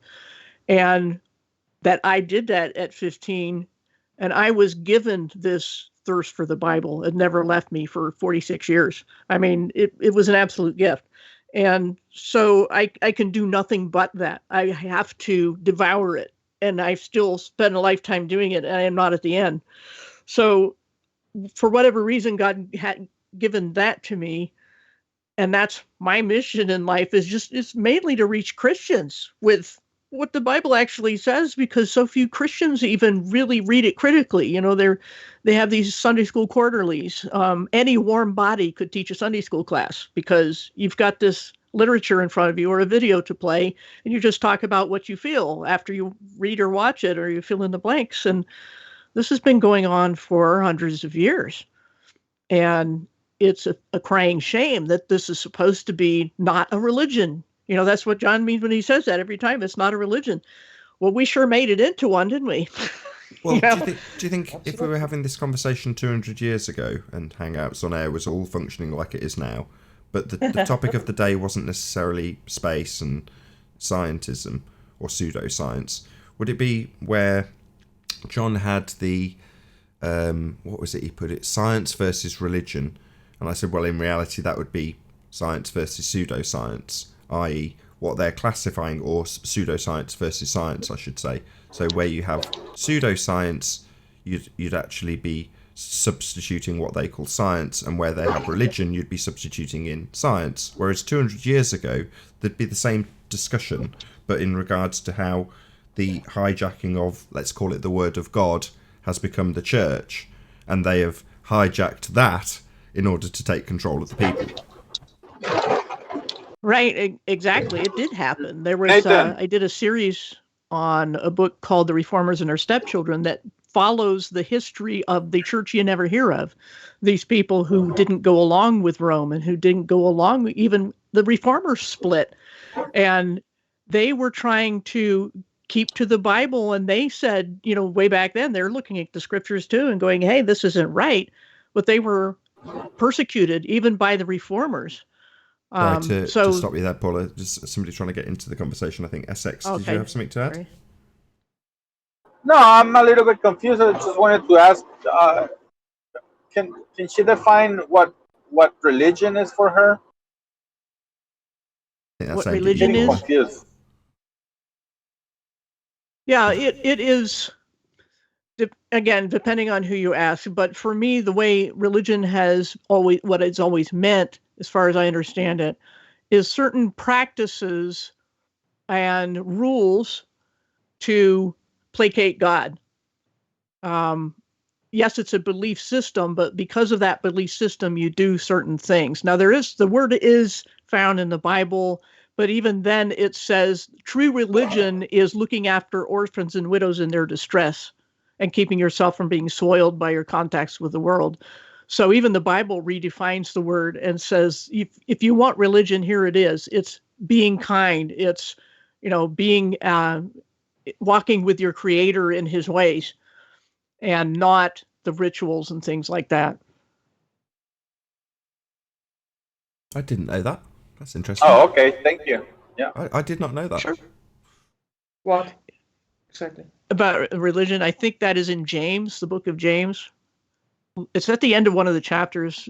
True religion is this. And at one point in the gospel, somebody asked Jesus, what are the works of God that we should do? And he said, to believe on the one he sent. So she's not religious? Is that what she's saying? Not really. I mean, I go to church, but it's a very, very laid back group of people who are all about what's in your heart and going out and feeding the poor and things like that. So that's about as religious as I get. Okay. All right. Well, just to put that in stronger terms, in case you wanted a contrary opinion to be put forward. So John's to paraphrase John, whenever anybody says, well, you're religious in context of Christianity, his reply is always, Christianity is not a religion. Right. It like I said, people turned it into that, but the Christianity of the Bible is not that. Oh, Guns and stuff. Did you have something to add to that? Hey, I'm back. Did somebody ask something? So religion and church is not the same thing? Sorry, can you repeat that? I couldn't catch that. Religion and church are not the same thing? So religion and church? No. Okay. No, I'm asking. I don't know the definitions. Well, you have to make sure you're defining terms here. So religion is belief without evidence. Like I said, no matter what it is, right? It could be pixie dust or unicorns. If you believe something and there is no evidence for it, then that's religion or faith, right? Now, the church. Define the church. No, but that's what I'm asking you, because I don't know. The reason why I'm asking is I thought in the Bible Jesus left the church to build a church. So right. That's why I was that's asking. Not the church. Yes, that's not the church. The building is not the church. You see, that's some Roman Catholicism, Babylonian devil worship and stuff right there. The church wasn't. No. You misunderstand me, John. Okay. Didn't he say to, I don't know, Peter? Is that in English, Peter? He said he was going to leave the church with him, right? Yeah, but be careful of that one. There's a pun going on. Yeah, there's two different Greek words there where Jesus says, you are Peter, Petros, the rock, and upon this Petra, this little pebble, I will build my church. So he's talking about Peter's faith there, a chip off the old block, so to speak, saying you have, because he had confessed you are the Christ, the Son of the living God. And that's the rock upon which Jesus would build his church, that faith. So they twist it. Yeah, and there's a little more to that too, because listen, Michael Heiser has a really good take on this. He's one of 3 people I've heard talk on that specific verse that you're talking about, that goes much deeper than just that, because they are in a place where are they, Paula? It's the when he says this. They're going to Jerusalem. I forget the exact location, but they're on their way to Jerusalem. No, they're in a place where they're at the base of a mountain, to where it has something to do, because he said the gates of hell will not prevail against it, and the gates of hell were there because that's where the fallen angels came down. See, there's a lot of symbolism here with this too. I think we're getting off topic, but I'd have to go in and look specifically. I wish I was more well versed. It's not off topic. The guy's asking about the metaphor when you're building a church, and you're saying there's a pun when he holds up a pebble and says you can build the church on this, essentially, but meaning faith. Yeah, but it had, like I said, where you get that he's meaning faith. Well, that was going to be I led SX to ask that very question. So do you want to repeat that? Yeah, well, where you getting that? Where you getting that he's meaning faith? What? Faith? I don't understand the question. So Paula, hold on, John, hold on. So the question is, when you're saying you use the word pun, maybe if you can expand on that, we'll get an answer to the question that SX is asking. I'm confused. When he holds up a stone. Yeah. Said it was a pun. Yeah, it's a Well- pun. There's some wordplay going on here between Petros, which means rock. On this rock I will build my church. And the Right? cornerstone, right? Yeah. No, not the cornerstone, and the gates of hell will not prevail against it. I think we're going down a road here. We're not answering the question. The church, the church isn't a building. It's born again Christians. When they speak of church back in the day, see, this church word got killed by the Roman Catholicism. They called it the way, and they held their church in houses. Yeah, it's ecclesia, wasn't it? Yeah, ecclesia. And it was also used for an angry mob of heathen at one point too. It's the same word, but Congregation, multitudes, or how do you say it? People gathering together, right? yeah, an assembly or gathering. Assembly, yeah. But the question that's that's been put to church. Paula is, if he's holding up a stone and saying on this pebble or on this, holding up a stone, well, how do you take that to be metaphorical? How does it get contextualized to not mean build it on a rock, build a building, when he's holding up a stone? Well, I'm looking at the context starts in Matthew 16 verse 14 or verse 13. And Jesus said, he came to the region of Caesarea Philippi. He asked his disciples, who do people say the Son of Man is? Him. What are people saying about me? And they said, some say you're John the Baptist, others say Elijah, others Jeremiah. And he says, what do you say, to his disciples? And Peter answers, you are the Messiah, or Christ, the Son of the living God. And then Jesus replies, you are blessed, Simon, son of Jonah, for this was not revealed to you by flesh and blood, but by my Father in heaven. So he's already turning it to a spiritualized thing right there. And then verse 18, and I tell you that you are Peter, and on this rock, two different words, I will build my church, and the gates of hell or Hades will not overcome it. I will give you the keys of the kingdom of heaven. Whatever you bind on earth will be bound in heaven. Whatever you loose on earth will be loosed in heaven. Then he ordered his disciples not to tell anyone he was the Messiah. And it's funny that shortly after this, Peter says, no, don't go to Jerusalem to die. And Jesus says, get behind me, Satan. To the guy he just said, upon this rock, I'm going to build my church. He says, get behind me, Satan. Right. So it's not Peter himself that the church can be based on, because he turned around and called him Satan right after that. Yeah, that's right. And that Caesarea Philippi, is that at the base of Mount Hermon? I believe so.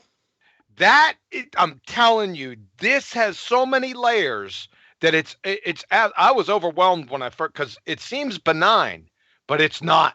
It goes really deep, because Mount Hermon was the place where all the fallen angels came down. And that was why God flooded the earth. See, there's a war going on here. And that passage is, hey, Paula, was that Matthew what? Matthew 14? 16. Matthew 14. 16. Matthew 16 what? I started in verse 13. Okay. And it goes down to 23. Can you keep going a little bit more? I just want to. Well, I was just going to say, can you context of that? Well, yeah. Here's hold on 1 second. Just 1 second. So the bit that preceded it, Paula, you said was about him contextualizing the ethereal nature of the Father itself. So you kind of you give that explanation in the middle of reading it. So can you just read the bit that preceded it that gave that in its entirety, and maybe a few verses afterwards? Yeah, just up a bit before that, like about verse 8, Jesus says, why are you of little faith? Why are you talking among yourselves about having no bread, because they ran out of food? And he says, don't you understand? Remember the 5 loaves and the 5,000 people, and how many baskets of food you gathered? How is it that you don't understand that I was not talking to you about bread? So he's using metaphors right there. He says, you took me literally, and you shouldn't have. And then he says, be on your guard against the yeast of the Pharisees and Sadducees. And then they got it. They were slow. I mean, the disciples finally got it. Oh, beware of their teachings. Okay. And it's right after that Jesus says, who do you say I am? And then and Peter says, you're the Christ, the Messiah, the Son of the living God. And then he says all that stuff about, binding and loosing, and the gates of Hades will not overcome, and I'm going to build my church. So after that, was Peter literally Satan? No, he was just saying, spiritually, that's the position you're taking right now, is the satanic roadblock trying to keep me from my destiny. So if you look at that whole, what's going on, they're walking, they're moving along places, from one place to another, and they're having this conversation. So it preceded by Jesus saying, don't take me literally. I'm not talking, when I talk about the yeast of the Pharisees, I'm talking about their teachings. And then he says, I'm going to suffer and die. And they said, okay, we're not going to take you literally now. And Jesus says, no, that part's literal. So you really have to pay attention what's going on dynamically in the conversation there. But I don't know if that answered the question or not. Because it did for me. I don't know, SX, if you want to. Is that enough for you?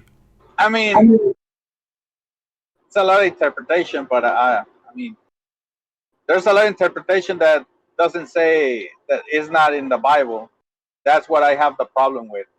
When people put their own interpretation into the Word of God, I have a problem with that. Who's doing that? And it's fine, John. You can Who is disagree. doing that? But that's, let me finish. But that's why you have, then you end up with people like the other guy who was arguing that the Bible says that you gotta be a vegan, because each person is putting their interpretation on the Word of God. There is no interpretation. There is no wrong. There is no interpretation with this. It's black and white. What are you talking about? She said a lot of things that they're not. She said a lot of things that are not written in the Bible. No problem. Just over talking. You're making generalized, right there, ambiguous claims, right? I'm John, not seeing. John, you need to get very are you gonna accept that there's that? Let me finish. You don't like to be interrupted. Shut your mouth. Let me finish. Right? You're not gonna let me speak. All right, go ahead. Right. I'm not letting you finish. I'm just gonna keep on talking because I'm not being educated by ignoramus. Sorry, that dog doesn't hunt here. Okay? Ad hominem. Thank you. Yeah. Bye. All right. The thing is, ad hominem is not an argument, Joe. It's not ad hominem. Get out of here, you clown. Okay. Okay. Well, ad hominem again, my man. Okay, both. Fall into your own standards, please. Okay. All right. Let me just say, it's just reading comprehension is what I'm dealing. The other guy in that debate was going outside of the text completely, changing the words, doing all that nonsense. Okay. What I'm doing, and there are people are going to disagree about interpretation sometime because it's reading comprehension. Some people can read the same text like they do with the U.S. Constitution. Some people read it and go, oh, it says this, and other people read it and go, that no, it says that. That's why we have a whole judicial branch that wrestles with those questions. So as long as they're working with the Constitution and not some other document, that's fine. And there's going to be disagreement. So there's always leeway for disagreement on interpretation. But when it has to be bounded by the text itself and by the normal rules of reading comprehension, that's where the problem comes when you go outside that bounds. So some people will interpret, the Catholic Church interprets the statement that Jesus said to Peter as that he was the foundation of a religious order, and nothing of the sort happened, because we can look before and after that in the context, right there in the text, the words as they are, and go, see what's going on here. He's talking metaphorically and they took him literal. When he was talking literal, they took him metaphorically, and he had to try to straighten all that out. And it's because of that, if we're not paying attention, we can misunderstand what the text is saying and what Jesus means by what he's saying. So yeah, there is some interpretation going on there, but it's within the bounds of reading comprehension and context, and not trying to bring in some outside text or turn it into a religion when there's none supported in the text. I hope that helps a little bit. So I hope so. I mean, SX, a lot of it was contextualization as opposed to interpretation. Obviously, as Paula points out, there's going to be a certain degree of that because it's reading comprehension. So, I understand why John jumped down your throat a little bit, because in many ways I agree with Paula's explanation. Yeah, but hold on, I didn't insult him or anything, man. I'm not throwing you either. I have never been disrespectful to him or anybody in the panel. Okay, fine. Yes, I'm sure that's the case, but nevertheless, I'm just saying that let's take a breath. It's a contextualization that she's giving us. So, and I asked her to. So my lack of knowledge of the text in the first instance means that you're going to have to have a little bit of explanation about them being on a journey, about where they've come from, about the fact that it's explained not to take it in metaphors, which is just reading comprehension. And however, upon first listening, I can appreciate from your point of view that it sounds like Paula's giving her overriding interpretation of the text when she really isn't.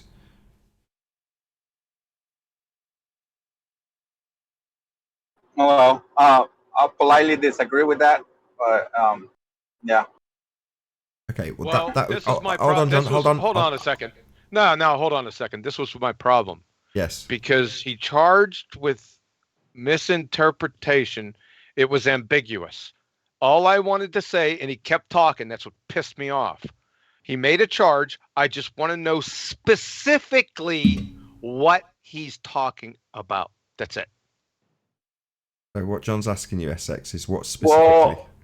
Well, to me, everything that is not written in the Bible, it's interpretation. What you charged, I don't know who you charged, whether it be me or Paula, with interpreting. Paula. Right? I want to know specifically. There you go. Sorry. Take it slow. No. I would like to get to the bottom of this, because I'm not blaming you for this, Paula, but when you give the biblical text itself, you speak a little bit quicker, only a little bit, but it's just, and then your contextualization, I'm very, very careful with my words, is then expansive. So it can be misconstrued as being interpretation, which is exactly what SX is doing. But what John's trying to do with you, SX, is say, be specific. Say which particular part of text that she read, or detailed here and now, was incorrectly interpreted, in your opinion. Well, very much everything that is not written on the Bible. Yeah, that's we not agree. an answer. That's what I'm talking about. Okay, I'm trying to keep him on track, John. Yeah, we agree. So if it's not written, and obviously there's been plenty of words that Paula used that weren't directly read from the text, but can you give a specific example of something that she said and then interpreted incorrectly?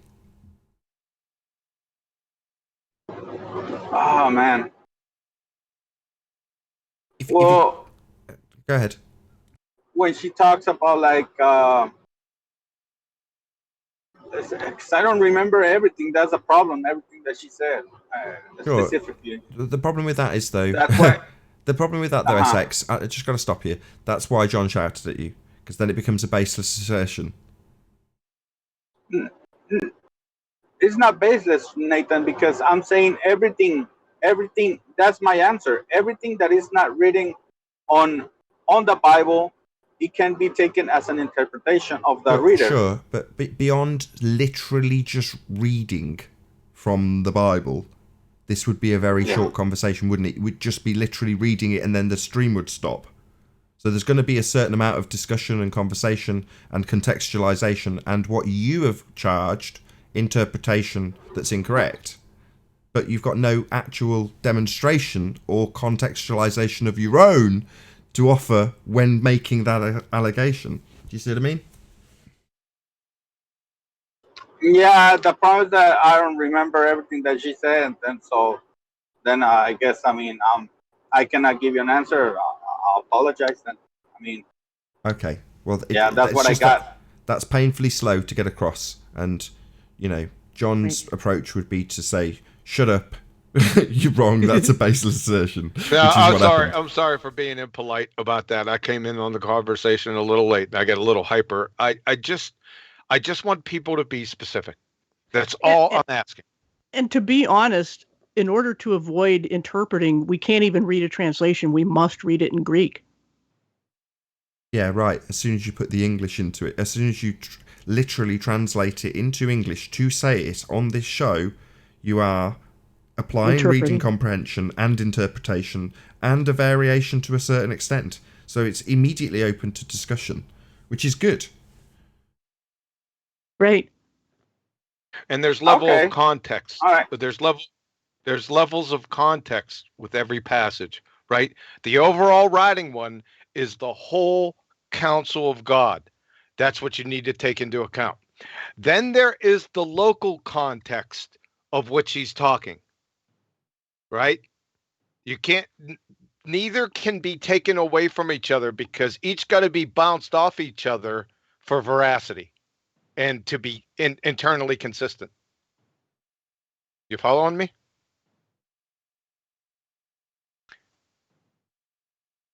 Yeah, people. Okay. Oh, go ahead. He's unmuted now. He just said okay. No, I mean, I say okay. Yeah, I perfect. don't want to argue anymore. Yeah, sure. We're on to I mean- we're on to a topic of the actual discussion, as opposed to the context of the discussion, which was about the church. And at one point, I'm sure you said, John, we're off the reservation here, but on the contrary, it seems this is a fascinating discussion. And I'm not saying it's because of the point I made, but my point was that when we compare pseudoscience, claimed to be science, with what they call religion, actually in this instance scientifically valid information, not a belief, then you have the same juxtaposition when you go back 200 years and they're forming churches to control the people. So it's a very appropriate subject when what most mainstream people consider to be the Bible or the Word of God or religion, it's contextualized within that building, that church. So I think it was an excellent question, SX, as much as you got the tail end of an argument about the actual points in discussion rather than of discussion. I hope I phrased that correctly. Yeah, back to the question, what's the difference between religion and the church? And we asked to define it. Well, the church is not a building. The church is the bride of Christ, which is born again Christians. We're talking about a people group here, right? Where religion is belief without evidence. And we already have evidence. I don't see where the dispute is here.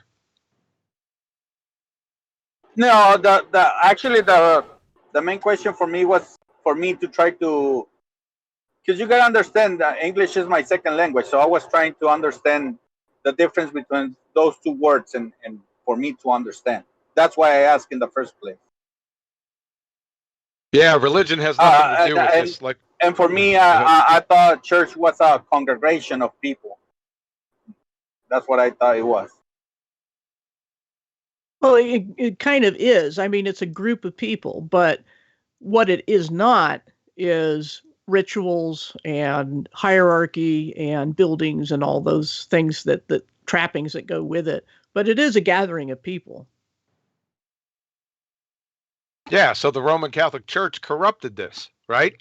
Remember from the beginning, go back to Genesis 3. What go back to Genesis 3. What are two of the two main tactics that Satan's going to use? Number one, outright denial of the word of God, right? What did he do to Eve in the garden? He didn't say that, right? He didn't say that. That's not his word. He's not going to do that. And it'll be yeah. And then yeah, look at what you can get if you do what he said not to do, even though he didn't say it. He has no other tactics. No other tactics than those two, and he uses them all the time. Well, that shouldn't surprise you, right? What's he going to do? He can copy, plagiarize. He can plagiarize, deceive by plagiarism, like making false images of the same thing. Well, what's he going to do? He's going to change the word, right? How many denomination of so-called Christians do we have? How many Bibles do we have? Shouldn't be a surprise. He told you that back in Genesis 3. Yeah. So, but there's always a true vine. The Creator gave the true vine. You have to find that true vine. How do you do that? Well, internal consistency. That's how you do it. The whole council. There's also an intercessor. Yeah, John, that's true. John, this is a question. This is not for fighting, but I thought Jesus Christ got rid of the Old Testament to give us a new covenant, or how you say it? I thought that was the whole point of Jesus being here. No, he can't. Well, go ahead, Paula. This is in your lane. Yeah, there's a lot of, I could say, I'm trying to narrow it down, but yes, Jesus came to fulfill everything in the laws of Moses to the letter because nobody else could. And when he did, when a contract is fulfilled, it doesn't keep going. It's done. He fulfilled it. He did everything. So because whoever then is belongs to him, because of they are identified with him and his perfection, then they have already met all the requirements. So that is the New Testament. He even said at the Last Supper, he said he passed around the cup of wine and said, "This is me signing the new covenant in my own blood." And not that the wine was actually blood. The Catholic Church totally ruins that. They don't know, they don't understand how metaphors work. But what he's saying is this is a symbol of the fact that I am signing a new covenant in my own blood.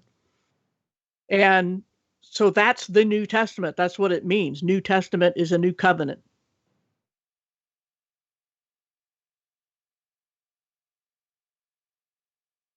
Okay. Thank you. You're welcome.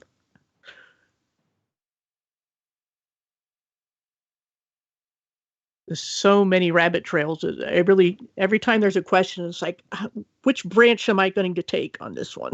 Yep. There's no doubt about it. There's so many layers. It's like an onion. However, remember the whole counsel of God. Take into it the whole counsel of God. Does it line up? That's what I would say. That's the thing is, I always look at the way the devil tempted Jesus in the wilderness. He used scripture and quoted it accurately. The devil did. What was wrong with it? And the thing is, the devil wouldn't have done that to tempt him if he didn't know he was doing something wrong. He did it because he was tempting. And so when he quotes scripture accurately, he's up to no good, even though he's quoting it accurately. And Jesus countered with scriptures. And the point is that balance, what you're talking about, the whole counsel of God is balance. You can't just take one scripture on a topic. You have to take the others. Can I say something here? Sure. Can you repeat what the devil, what their intentions were? It says that the scripture says that the devil let him out the Holy Spirit let him out to the wilderness to be tempted by the devil. So the purpose was temptation, trying to get Jesus to sin, right? And then you said that the reason why he was going to tempt it because Jesus was going to do something or something like that? Well, no, what I'm saying is that in the reason, the way that Satan was tempting Jesus was to quote scripture to him. He said, it says right here, if you jump off this tallest point of the temple, that the angels will catch you and you won't get hurt. It says it right there. Why don't you do it if you want to prove yourself as the Son of God? So he's tempting Jesus to disobey God, but he's doing it by quoting scripture accurately. So the need for balance is what Jesus showed. He said, he quoted another scripture that says, don't put God to the test. So yeah, but these things that Jesus went through, these temptations, account for every Christian. Right. And that's what the reason I brought that up is because of the larger context of the problem of Christians disagreeing and misinterpreting because they're not considering the whole body of work, the whole Bible as a whole. Yeah. I love it. Yeah. The whole counsel of God. It's really important, man. I think that's a problem. Each Christian has their own interpretation of the Bible. No, that's wrong. What the problem resides. Nope. That's. I think, is there absolute in my truth? opinion. Is there absolute truth then? Is there absolute truth? Is the question. Yes. Can you repeat that, John? I lag on my cell phone. Sorry. Can you repeat the sorry question? about that. I'll repeat it again. Is there absolute truth? Yes, there is. Now, if you say, because most things in Scripture, whether you when you come out of eschatology, are black and white.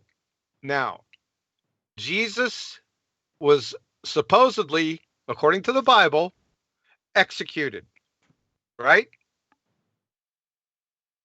Correct? Give me a second.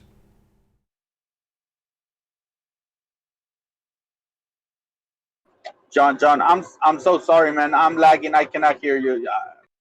Okay. I'm so sorry. So maybe somebody else, Paula, maybe. So it's just looking for a yes. He was saying Jesus was executed. If you can just say yes. Oh yeah, of course.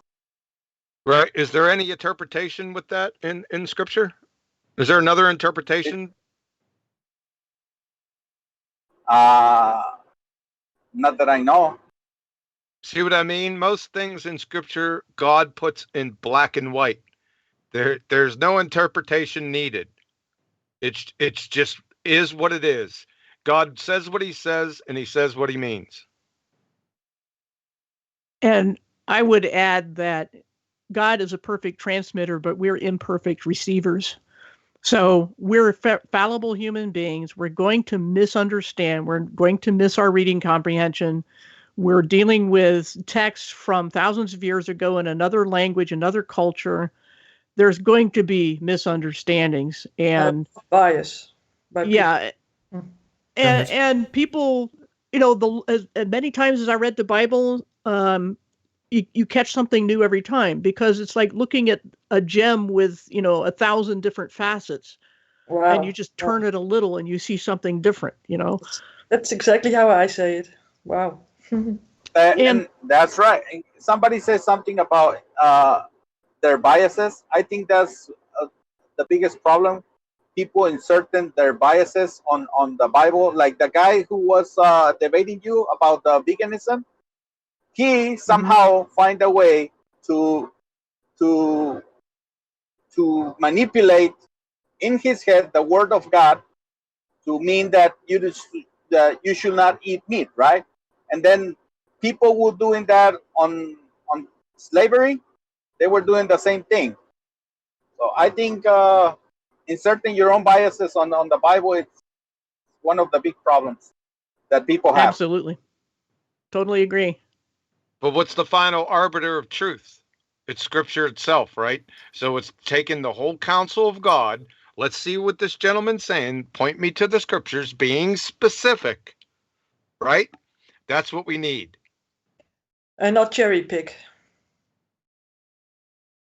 Right. And I need a break. I haven't had supper or anything, so I'll take All be right. back. All right. I'll be back. Yeah, people make All right, guys. I'm out. John, I'm sorry, man. I didn't mean to fight with you. I mean, I'm here to have a conversations and everything. So, yeah. Yeah. And Me thank too. you, Me Nathan. too. I Right guess, back at are you. you gonna say again? Me too. Right back at you. Sorry, I got a little hyper with you. Maybe That's it's all the right, audio happens. too. I know how causing you a are. lot of problems. Yeah. I'm Nathan, sorry. you're I'm gonna sorry stream too, man. tomorrow? Say again. Can you repeat that? Nathan, are you gonna stream tomorrow? We're going to stream tomorrow. Yeah. What day is it tomorrow? Sunday? No, there will be a debate though, so feel free to check out the Sunday debate, which will be. This will go out before, so the Ballbusters after show will go out before the Flat Earth debate. I can't remember which number it is off the top of my head, but I'm going to use this as an opportunity to actually round out this after show. So first and foremost, I'm going to say a huge, massive, enormous thank you to all of you who have joined us in the premiering stream, hopefully for smashing the super chat, liking, commenting, sharing, subscribing and all that good stuff. And of course, a massive thank you to all of the Ballbusters. So that's Paula, Betty and Quantum Eraser. Again, a massive thank you to all of the debating panel who joined us on the Discord server. I've been Nathan Oakley, and I'll see you all in the next Ballbusters.